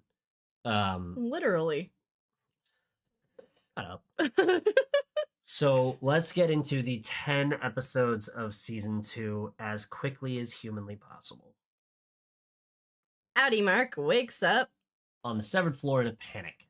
Or I guess any Mark. I forgot we don't do the outies yet. Oh yeah, we're starting with the innies. Any Mark wakes up in the elevator. Freaking the fuck out. Yeah, because he, in his mind, would just realize that his outie's wife is still alive. Yes. And is his wellness coordinator, Miss Casey. Who recently kind of disappeared because she kind of sucked at her job. Ish. Yeah, pretty much. So he runs through the halls to try and get to the wellness room, finds it walled up and decommissioned. We see a strange shadowy figure in the hallway behind him that disappears when he turns around. We don't know who it is, and don't ask because it will not be answered. You will not find out. He then returns to MDR to discover that his whole team has been replaced with new people. Milchick is now in charge of the severed floor, and he introduces Mark to the new deputy manager, Miss Huang, who is a child. I think she's 14. She's 14 years old. And he claims that 5 months have passed since the, quote, Macrodat uprising. 5 months have not passed. It's been, I believe, 3 days. 3 days, yes. Yeah, because they hire the new team. The new team. They bring Mark back, and then they... Can the new team. Well, no, so they fire everybody, they hire the new team, they bring Mark back. So it's been like a weekend, really. Yeah, basically. So I think it literally was a weekend. Yeah, because I think the overtime contingency happens on a Friday. Yeah. So Milchick tells Mark that he was asked to return to Lumen and he said yes, and the other 3 refused. Mark doesn't believe it and sabotages his new team as a distraction to try and communicate with the board to demand his previous team's return. And then the next time he wakes up on the severed floor, he reunites with his gang. They're all back. And they are all taken to a newly renovated break room. Which is not scary. Not for psychologically tormenting the employees anymore. It's for like actual breaks. Because apparently the whole torturing and everything was Cobell's way of doing things, and Milchick's in charge now, and he's not really into that. Yeah. He's more like a you can catch more flies with honey than with murder. Yeah. So Milchick promises there will be better working conditions and rattles off a list of some of the most mundane bullshit ass benefits. Which is now, we didn't touch very much on the satire of this show, which falls off pretty drastically in the second season because they're like, in the second season, you're like, oh, you're in the shit now. Like, we're in this sort of revolution type stance. But in the first season, every time you're at Lumen, it's such aggressively satirized corporate garbage all the time, constantly. It's so well done and so funny. It's so funny. It is the humorous tone of the first season is all satire. The second season, that is replaced with, oh fuck, it's actually a cult. Okay. Yeah. Oh my god. Yeah. So you exchange your mirth for horror. Um, so the innies are given a choice to leave permanently or stay. Uh, they get together, and Mark tells the team what he learned while he was on the outside. Kelly lies about her Audi's identity, We don't know why. and some hints are dropped about something that will occur later that we will flash back to briefly. Um, a very distraught Irving nearly leaves because Bert has a partner. He loves Bert Um, so much. but Dylan convinces him to stay. They And besties. then Milchick gets Dylan off to the side by himself and shows him blueprints for an Audi family visitation suite because he really is trying to Pacify Dylan.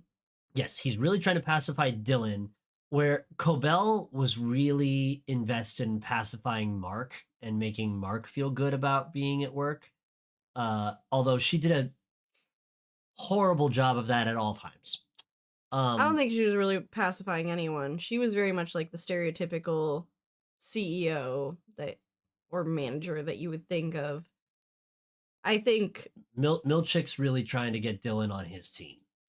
I think he feels a little bit of guilt and also a little bit of fear because if Dylan talks to the right people, like Milchick's toasted because Milchick did the overtime contingency with like no approval for anyone, and that's what kind of caused. I mean, he did it by the books, but they didn't really tell anyone about it or why he did it, and so without that, none of this would have happened. He also, now that I think about it, he didn't need to wake Dylan up at home.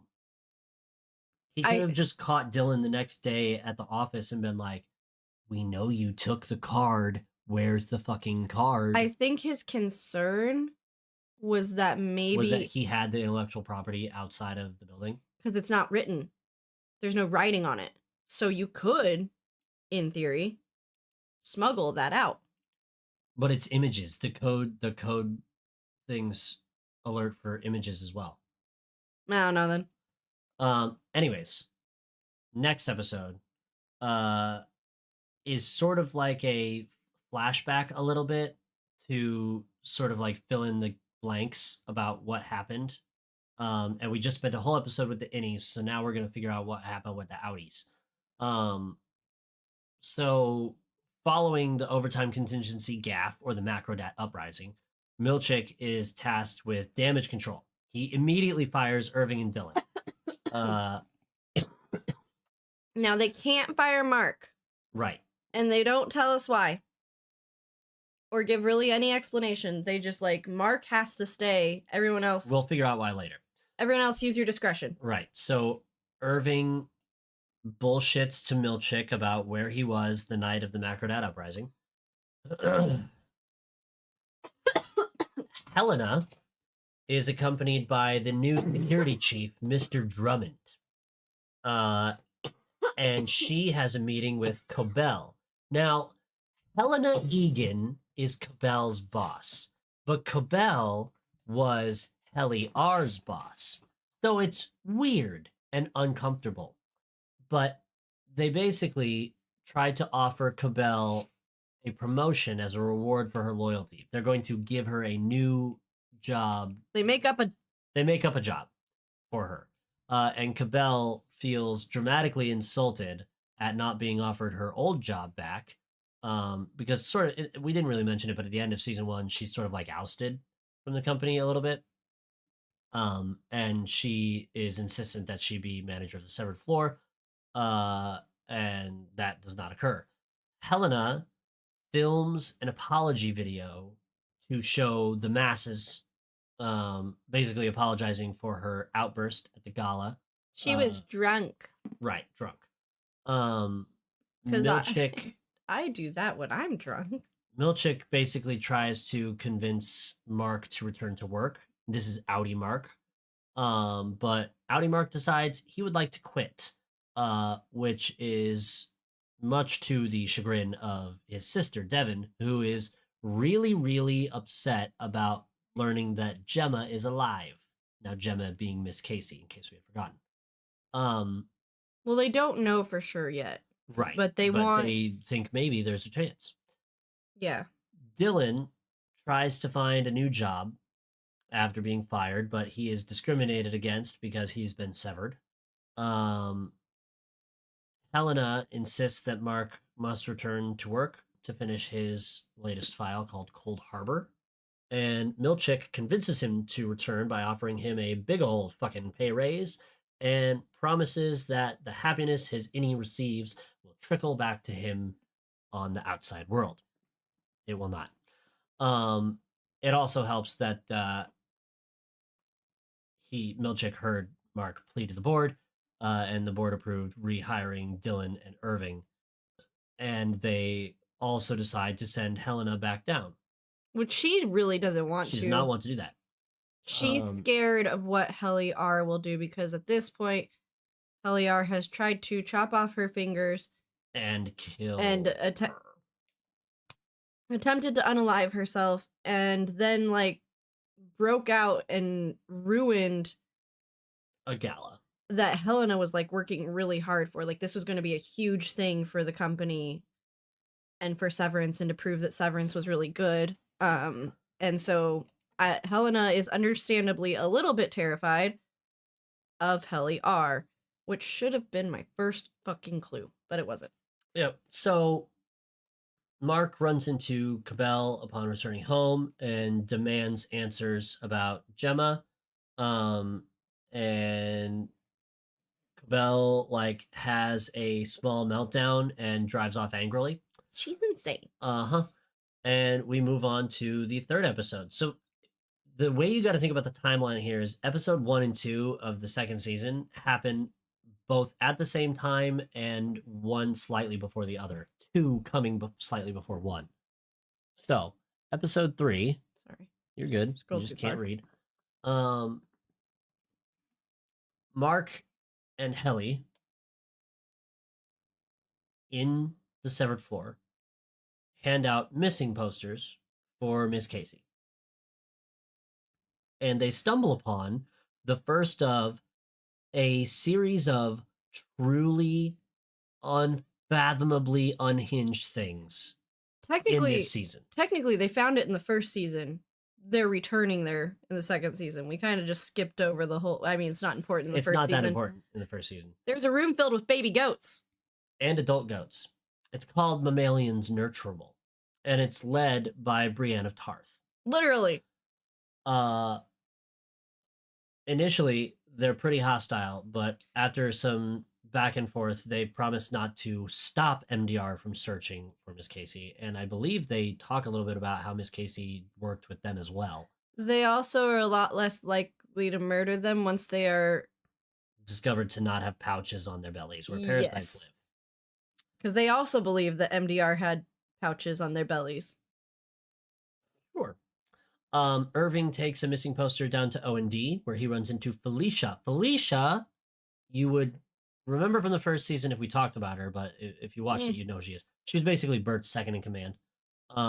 And she and Irving talk about Bert for a little while, and then Felicia identifies the sketch of the dark hallway as the exports hall. So Irving's Audi has been painting pictures of the exports hall. Which Felicia says they used to take things down to, but now they send a guy. The hall sends a guy to retrieve stuff, so no one gets to go over there anymore. And she writes down directions from O&D to the exports hall for Irving. So Dylan is granted a visitation with his Audi's wife Gretchen, which goes really awkward but fine. Natalie, now we haven't really talked about Natalie as a character. Natalie is a Barbie doll who is the spokesperson for the board, the ethereal, all elusive, all powerful board, in and out. Yes. She's like the ultimate PR person.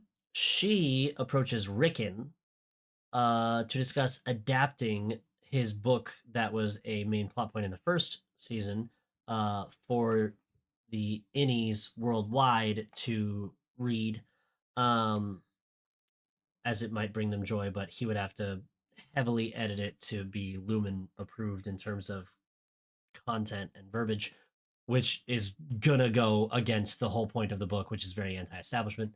Um, Cabell agrees to rejoin Lumen on the condition that she's rehired as a floor manager, which does not occur. What? Helena suggests an impromptu meeting with the board. Cabell basically agreed to Helena to rejoin Lumen if she could get rehired as a floor manager. And Helena goes, well, why don't we have a meeting with the board? Because she's one of the few people in the world who can summon the board whenever she wants. And Cabell gets spooked and fucks off. Mark and Devin decide to apply the jackass method of trying to get a message to the severed floor, in that they are going to burn a message into Mark's retinas that has to last from the time it takes him to get from his car to the severed floor, which I believe is a minute 34, I think. a minute 30. I thought it was a minute 37. I don't know. A shockingly short amount of time. But also a long amount of time for like you to keep a like Message burned on your eyes. yeah. Ragabi interrupts him. She's tracked him down as he is practicing his strategy. Tells him that it won't work, and the only way to get messages in is to do reintegration. He agrees to do reintegration after Ragabi confirms to him that Gemma is alive. Or at least she was the last time she saw her. Yes. So they set up in Mark's basement and start the process, which begins a season-long, confusing, twisting, turning fluctuation of timelines, in which Mark will flash between the present and his orientation on the severed floor, as well as his Audi will have memories from his innie and vice versa. Basically, his Audi and his innie are both losing time. They'll just wake up sporadically or see things randomly that aren't there, and like they're seeing both existences at the same time, which is convoluted. And the best way I could describe it is if you've ever played BioShock, the one in the air, the third BioShock game. Elizabeth has a power where she can open tears to the same space in the world at a different timeline, and there's like interactable stuff going on in there, and you can travel back and forth through them. It's sort of like that, but it's all in Mark's head. Or if you've ever lucid dreamed. Yeah, sort of like that. Now, that's episode 3. Episode 4. Woes Hollow is a fucking trip. But which one's the one that I'm really... Is it... Yeah, Chikai Bardo. That one's fucking bananas. See, I really enjoyed Woes Hollow. Oh, you know what? You know why Chikai Bardo is so fucking crazy? Because it's directed by the cinematographer. That's why it's artsy beyond fucking belief. Woes Hollow. Woes Hollow, episode 4 of season 2. This is such a good episode of television.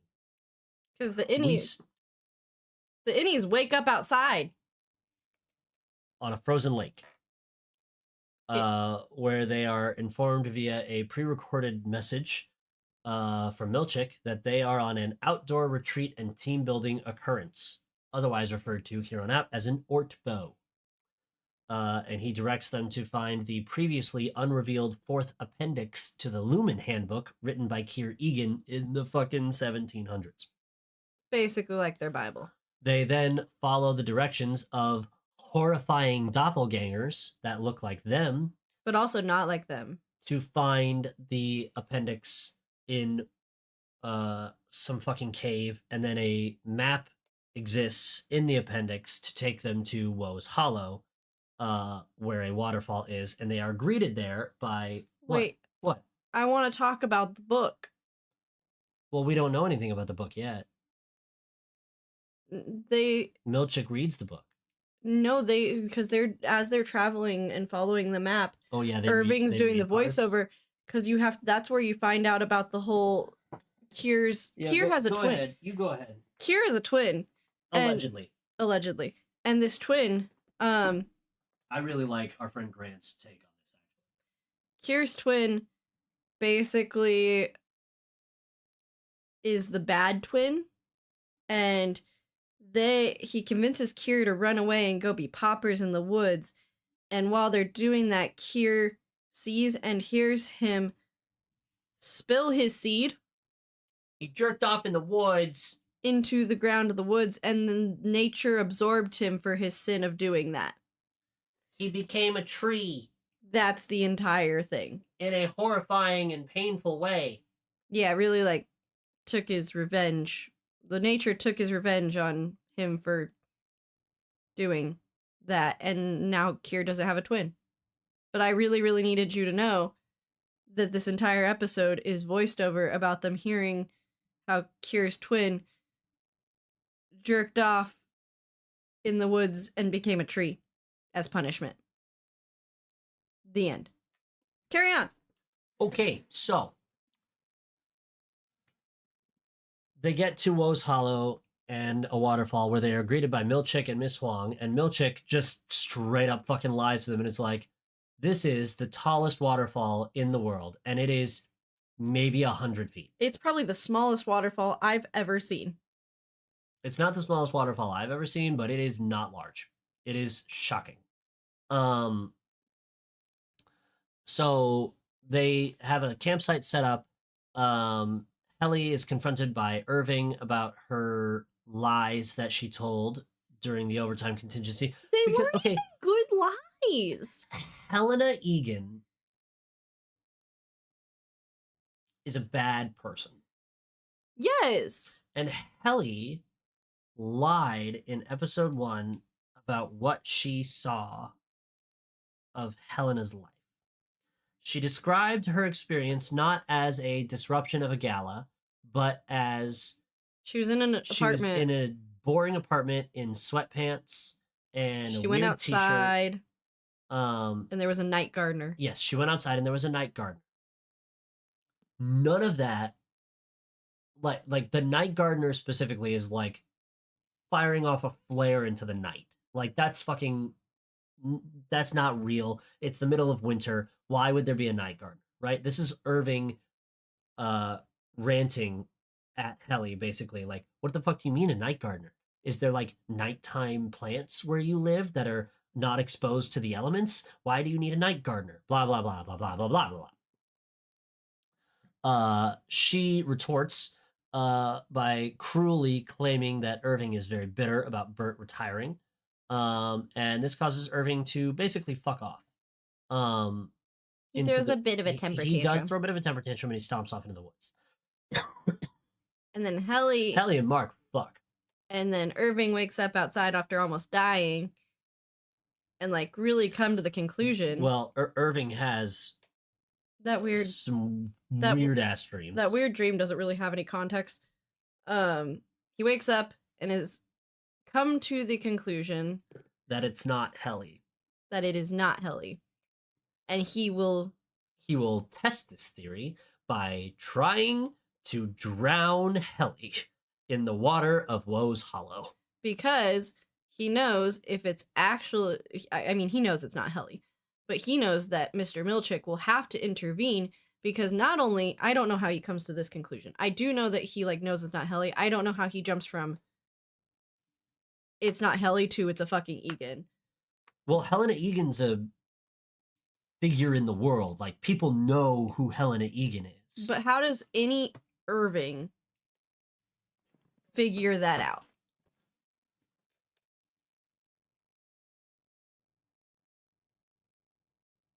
I'm drawing a blank. Like, see, really? I get that he figured out it wasn't Helly. I don't know how he figures out that she's an Egan. I'll have to rewatch the second season, and I don't want to. But anyways, he basically yells out, he's like, she's a mole, she's been spying on us the whole time, she's a fucking Egan.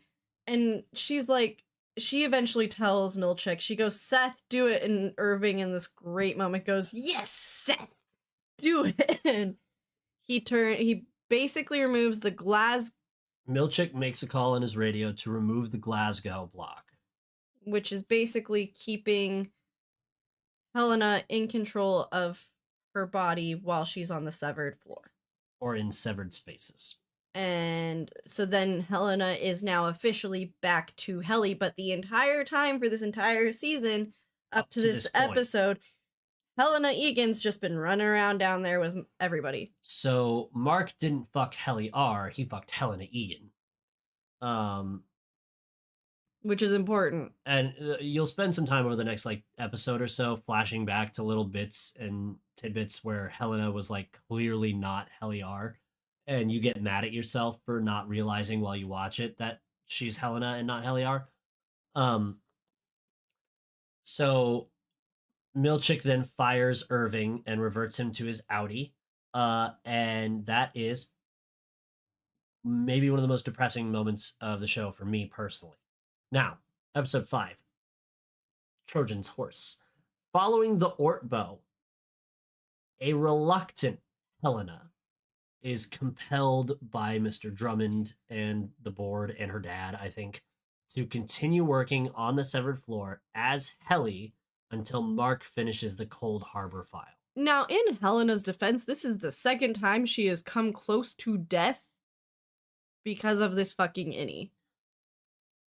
Yes. Now, let's also think about from Helly's perspective. The last thing Helly R remembers, she is tackled by Natalie at the gala, and then she wakes up head underwater as Irving rips her out of the cold water and begins apologizing to her directly for the trauma that he has incurred. Then she wakes up in the fucking elevator at work, which is fucking bananas. Dylan demands to have a funeral. Helly needs a wellness. Oh yeah, Helly needs a wellness session. Dylan demands to have a funeral for Irving, which Milchick begrudgingly allows. During the ceremony, Dylan realizes that Irving's final words to him during the Ortbow reference a poster in the break room. After everyone leaves, he discovers a card behind it with directions to the exports hall from O&D. You remember Felicia made that card earlier? But he hides it again and leaves it there. Helly gets caught up on all the fucking drama that she's missed by being gone for a couple episodes, in that she learns Miss Casey is Mark's Audi's wife. And Mark tells her that he cannot trust her because he doesn't know if she's Helly or Helena. And he accidentally told Helena all the shit. And he's basically giving up a little bit at this point because all of his plans and everything he was doing are basically blown now because Helena was just down here the whole time. So he basically just goes back to work. Yeah, he goes back to work and gives up, pretty much.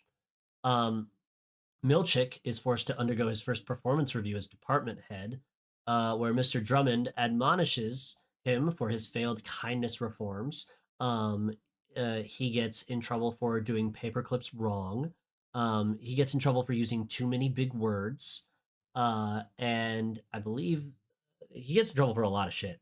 There were only those 3 things. There's just one more that we're missing that I can't think of right now. Well, no, there's other stuff, but those 3 are named specifically in that scene. Yeah. Later, when he opens his file, you see, oh, he's in trouble for more things.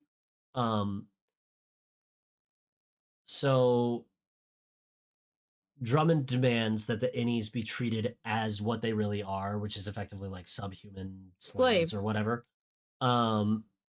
Milchick, not exactly comfortable with this idea.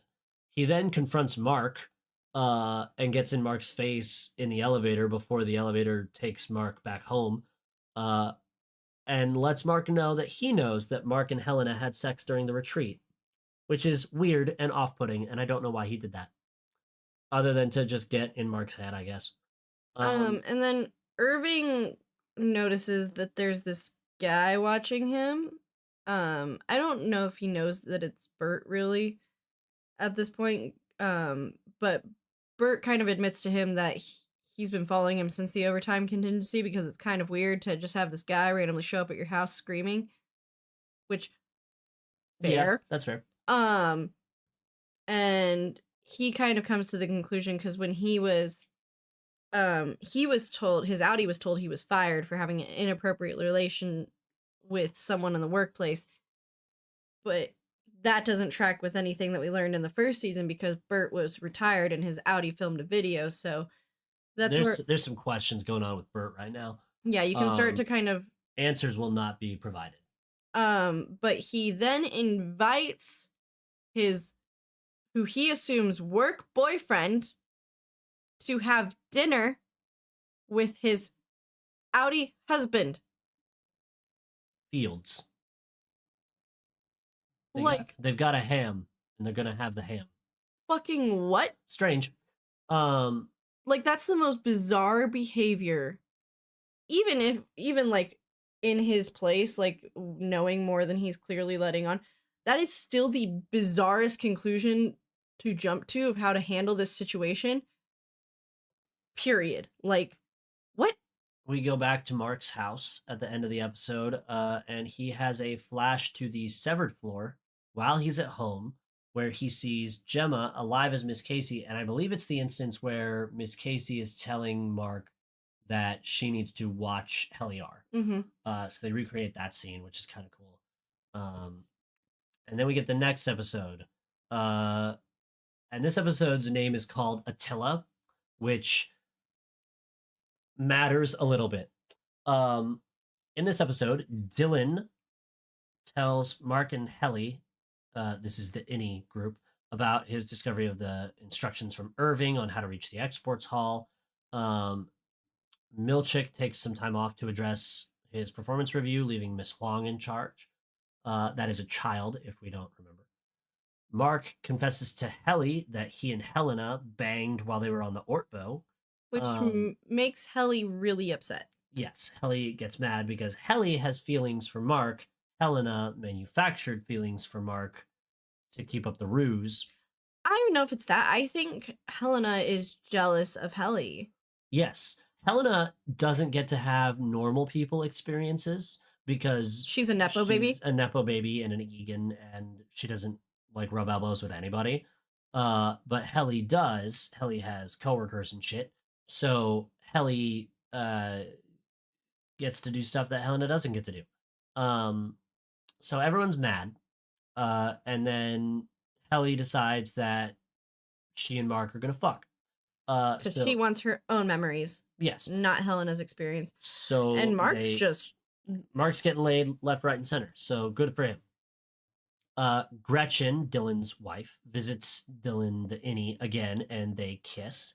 And she later lies to Audi Dylan about that visitation, claiming it was canceled. This will come into play later. Then we go to the most awkward dinner. The second most awkward dinner in this entire show. Is the first one the dinner without dinner? Yes. Yeah, that was weird. So now Bert and Fields have Irving over for dinner. And the conversation is awful the whole way through. And Fields gets drunk. And Fields does get drunk and gets a little punchy. In the meantime, Drummond breaks into Irving's apartment, but not really, because Drummond has a key to Irving's apartment. Because it's all Lumen housing. Uh-huh. So Drummond goes into Irving's apartment and discovers his investigative evidence about Lumen. Nothing happens with that as of right now. Ragabi tells Mark that they've got to hustle up with this reintegration process by doing a surgery to basically flood the chip, which has a risk of giving him a brain hemorrhage, but, maybe they will, maybe they won't. So Mark then goes to a restaurant and eats a shitload of food, and he then is run into by Helena Egan. Who's not stalking him at all. Certainly not. And they have a short conversation where Mark is a little smart with her. I think this was her attempt to try to initiate a relationship between the two of them. So basically she could have Audi Mark Helly could have any mark. and Helly could have any Mark and everybody wins. Although I don't think she gives a shit about any Mark or any She Helly. doesn't. But yeah, this was her way of being like, well, if I can get him to fall in love with me out here, basically. Yeah. So Mark talks some shit to her and then leaves the restaurant and decides to go ahead with the procedure to flood the severance chip. His sister shows up unannounced, and while he's talking to her right after the procedure, he has a seizure and collapses. This will not end well. This will not end well. Now we go to the most visually unhinged episode of the show, because we're going to hang out with Gemma for a little while. We're going to hang out in the past for a bit. And also the present.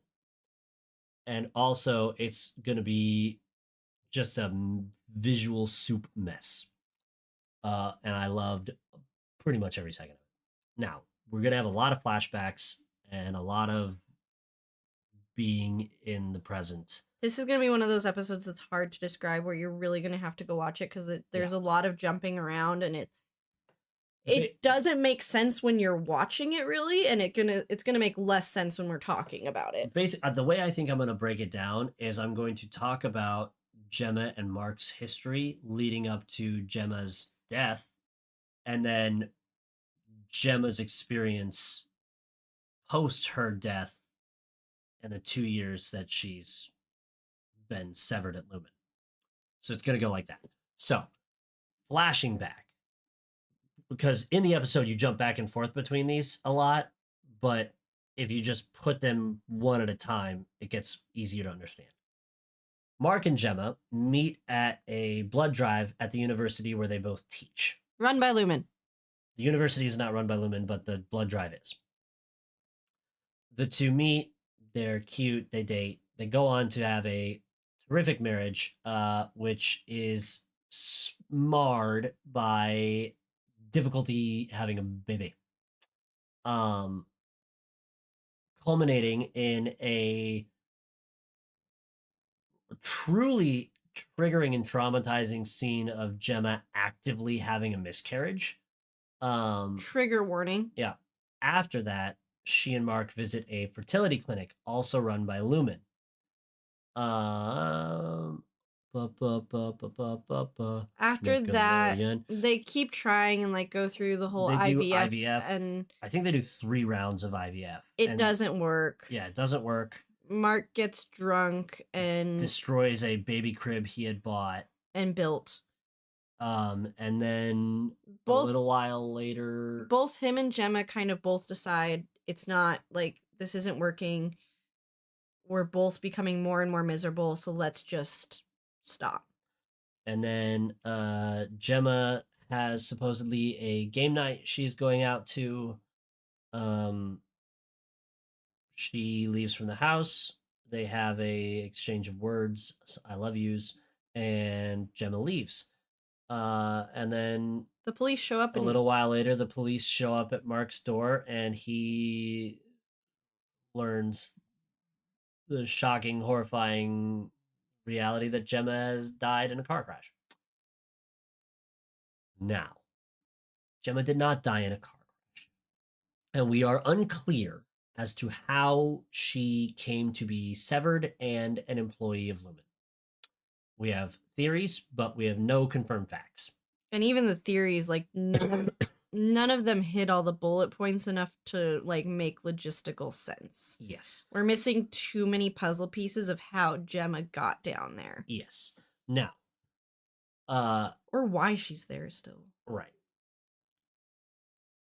Gemma lives on the testing floor, which is at the end of and bottom of the exports hall. Every day she wakes up as Gemma, the normal Gemma, and she visits multiple rooms which have names that a sharp-eyed audience member will recognize as being names of different files that have been completed by MDR. She's also given an outfit to put on every day Yes. that matches the room she will go into.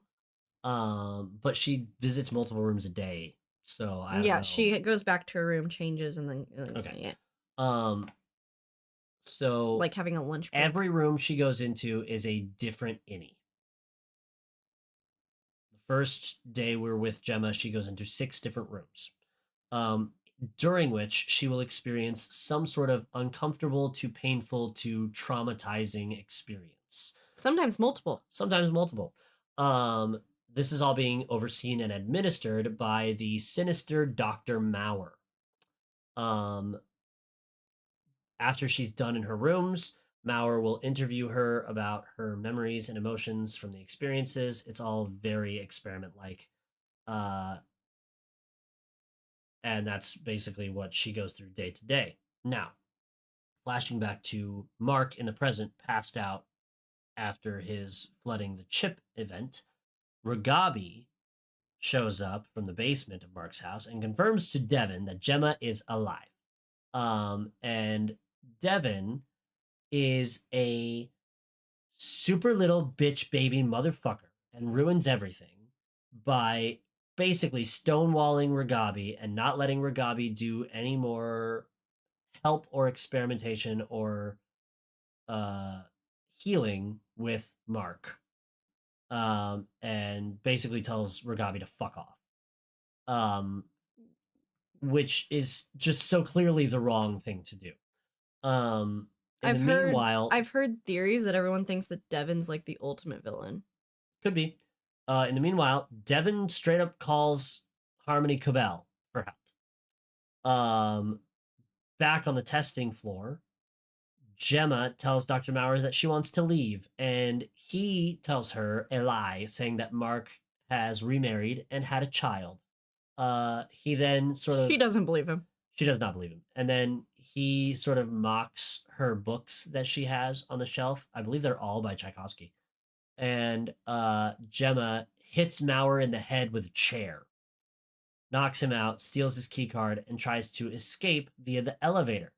However, the elevator takes her to the severed floor, where she becomes her other innie, Miss Casey. At the end of the hallway, Milchick shows up and redirects her back down the elevator. Mark wakes up from his seizure coma thing with Devin next to him, still remembering memories of Gemma. I also take it that this is not the first time the Gemma's tried to escape. Like, it seems very much like this is something that has happened before, Potentially. just the way it's played. So now we're into episode 8 of 10. Which is we can It's really speed through this this is one. a filler episode, but it provides insight into Harmony Cobell And Severance. and Severance. It's wild. Basically, the things you need to know are Lumen is a cancer everywhere it goes. Everyone in Harmony's hometown is addicted to ether, and Harmony Cobell invented Severance. The end. That's the episode. It's still a good one to watch. Ben Stiller does a great job with it, but yeah, we don't do anything else with the innies, outies, or what have you. It's just an exposition one to kind of fill in some gaps about some things. Yep, helpful info. Not the most well received episode. It's very much could have been an email episode. I don't know. I liked it. I liked it, but like the information you get from it, like I feel like we could have done like a couple scenes of her going back there and not this whole entire episode. But anyways. So now we're on episode 9. And just like in the first season, the last 2 episodes of the season, like shit just really kicks off. We're at the day the Cold Harbor file is supposed to be completed. Mark and Devin meet Cobell in the woods somewhere. Cobell tells them that Gemma will die once Cold Harbor is completed. Mark calls in sick, tells Milchick he'll come to work the next day. That's that. Gretchen confesses to Outie Dylan that she's having a little bit of a dalliance with Innie Dylan. In response to this, Dylan throws a little temper tantrum and threatens to quit. She then goes to Innie Dillon, tells him that she and Audi Dillon had a fight, and tearfully says goodbye because she knows that she's basically like her life is outside, and outside is where Audi Dillon is, and so she can't come see him anymore. Annie Dillon tries to propose to her. Yep. Innie Dillon tries to propose to her. She rejects him, sadly.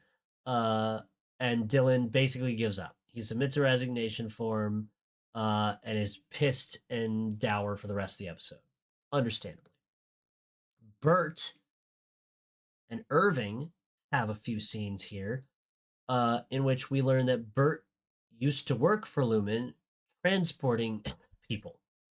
And we learn this because he broke into Irving's apartment and rifled through all Irving's shit. He also knew he was responsible for some bad stuff. He didn't really know what happened to the people that he was transporting, but he knew it wasn't good. And he became severed as a way to maintain his innocence. Basically create a person that was free from all that was still him. He then drives Irving and Irving's dog to the train station, and he buys Irving a ticket that will take him as far as possible on the longest possible line from here, and tells him never to come back. They share their feelings for each other, but Bert keeps saying he can't, and then Irving leaves. Miss Huang finishes her stint as the deputy manager, and Milchick sends her away to basically do like she finished her internship basically. Yeah. And now she's going to her real job. Yeah.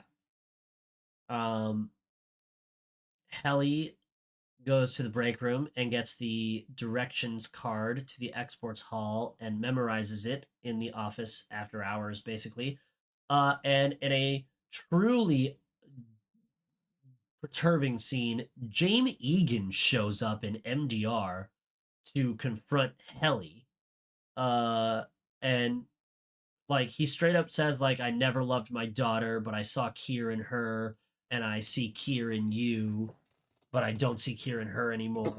And it's fucking, he's creepy, and we also don't know what that means. Yeah. Helly R has the opportunity to attack and potentially kill Jaime Egan, and she does not. She checks herself for some reason. And that night, Cobell, Devin, and Mark I wonder if she does that, because if she does that, Helena would take over and she would die. Like, I wonder if she has the foresight to think, like, well, if I kill him, then Helena, basically that would kill Heliar too, because Helena would not come fucking back. Yeah, no shot. So Cobell and Devin sneak Mark into a severed cabin that was at that birthing lodge where Devin had her kid in the first season. And Mark's Innie wakes up in the cabin where Cobell is waiting, which is kind of shocking. And that's the end of the episode. Now we're on to the season finale of season 2.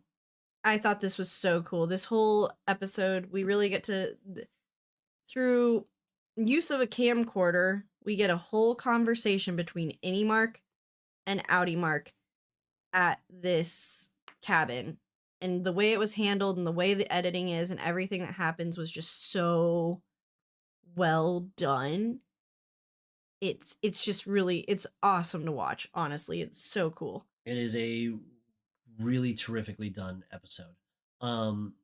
Through these video recordings, Mark's Audi basically asks his Innie to rescue Gemma from the testing floor after he completes the Cold Harbor file, otherwise she will die.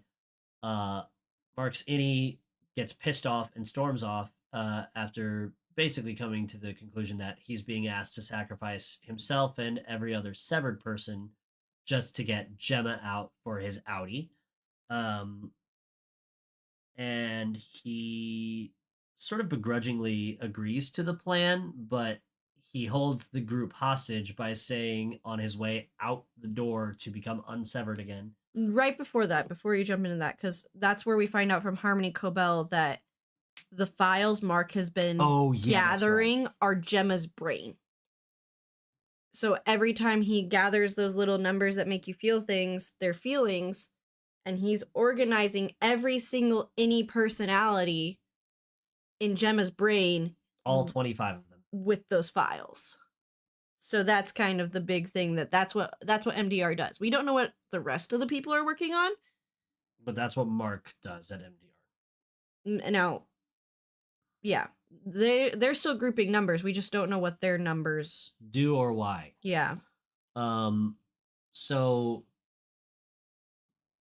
Innie Mark leaves the cabin and wakes up on the severed floor, just like he asked to. He finishes the Cold Harbor file and receives, much like the music dance experience from the first episode, but on drugs, we get a cracked up version of that as a celebration from Milchick, and a new department that we have learned about called Choreography and Merriment, which is really just a drumline marching band.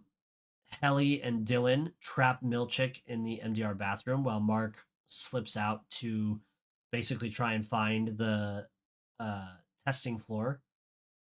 Meanwhile, Gemma gets sent into the Cold Harbor room because the file is finished, and she becomes a new Innie that has just now been born, and she is instructed to disassemble a crib.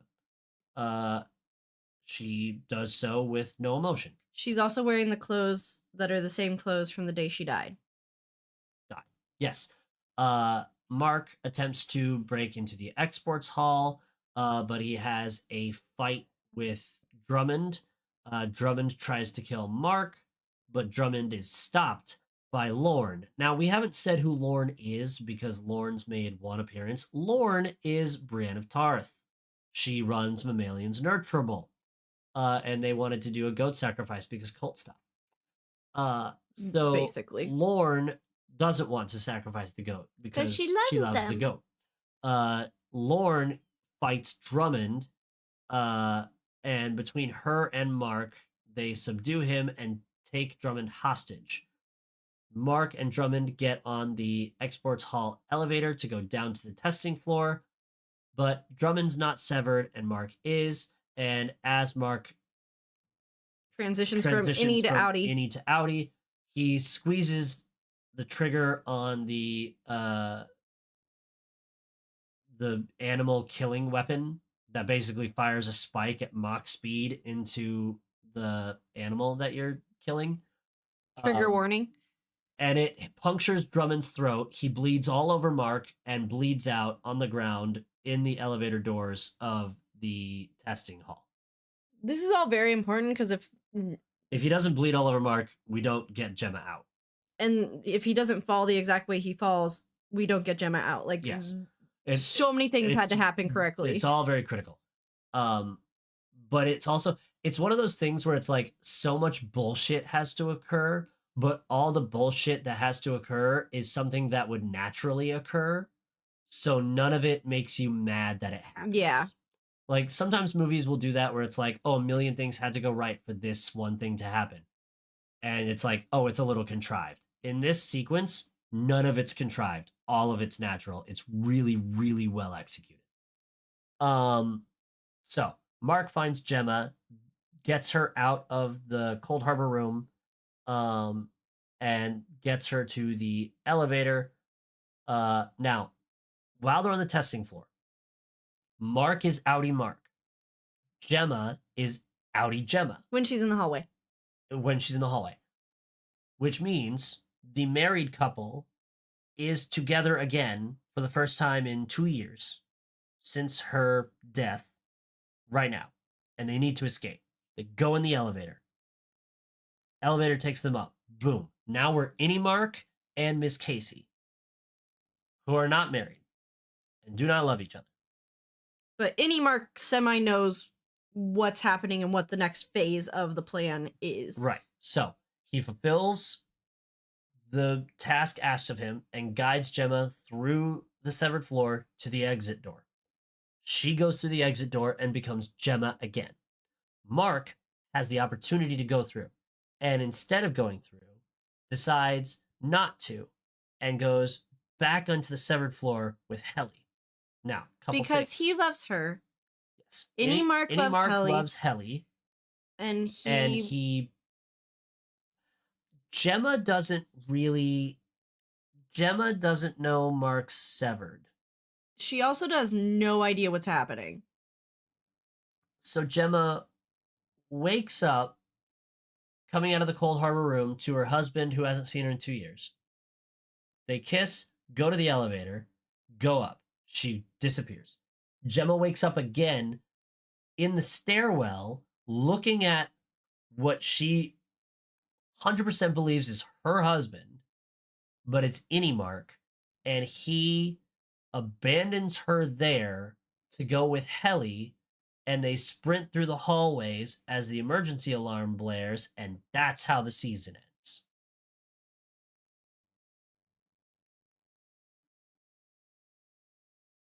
I'm unhappy. If you recall, James didn't want the love triangle to be a thing. Now, admittedly, it's more than just a classic love triangle. It's like a love square. It's like two love squares that overlap each other a little bit. It's a love Venn diagram. Yeah, it's a Venn diagram of love. It's a Venn diagram of love. So we will be getting season 3 sooner than 3 years from now, but that's the only promise we had, is that it won't take 3 years. This show, it may go down as being one of the greatest shows of all time, akin to like a Breaking Bad. And it sits behind the Apple TV paywall. But it is incredibly popular. I have to insist you watch it.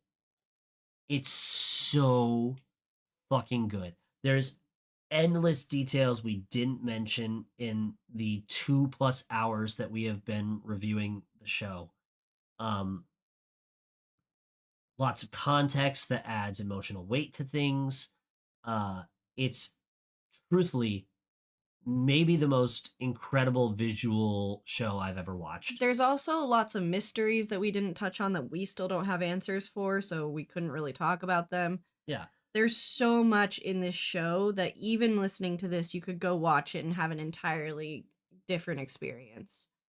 Please go watch it for yourself. It's so good and so interesting and so fun. And you deserve good TV in a world that is the way this world is right now. So it's definitely very escapist. It's nice to just focus on. It's not exactly a happy escapism, but it is pure escapism because it completely absorbs your brain. Yeah, you just start thinking about Severance a lot. I think about Severance all the time. Oh, 100%. Like it lives rent free in my brain right now. I listen to the soundtrack on purpose on my commutes. I made a playlist about Irving. It's such a good show. With that, we will leave you. Our next episode probably will be the movie Brothers. Yeah, there's nothing else in the way. Just I have to watch the movie. Yeah, that'll probably happen sometime next week. I really hope. Because I've already watched the movie and I need to get it out. Yeah. And I need to be all done with it. Yeah. So that's coming your way. I hope you enjoyed this episode. I hope you go and watch the show. I cannot say enough good things about it. It's at minimum a 9.5 out of 10. I'd call it a 10 out of 10 show.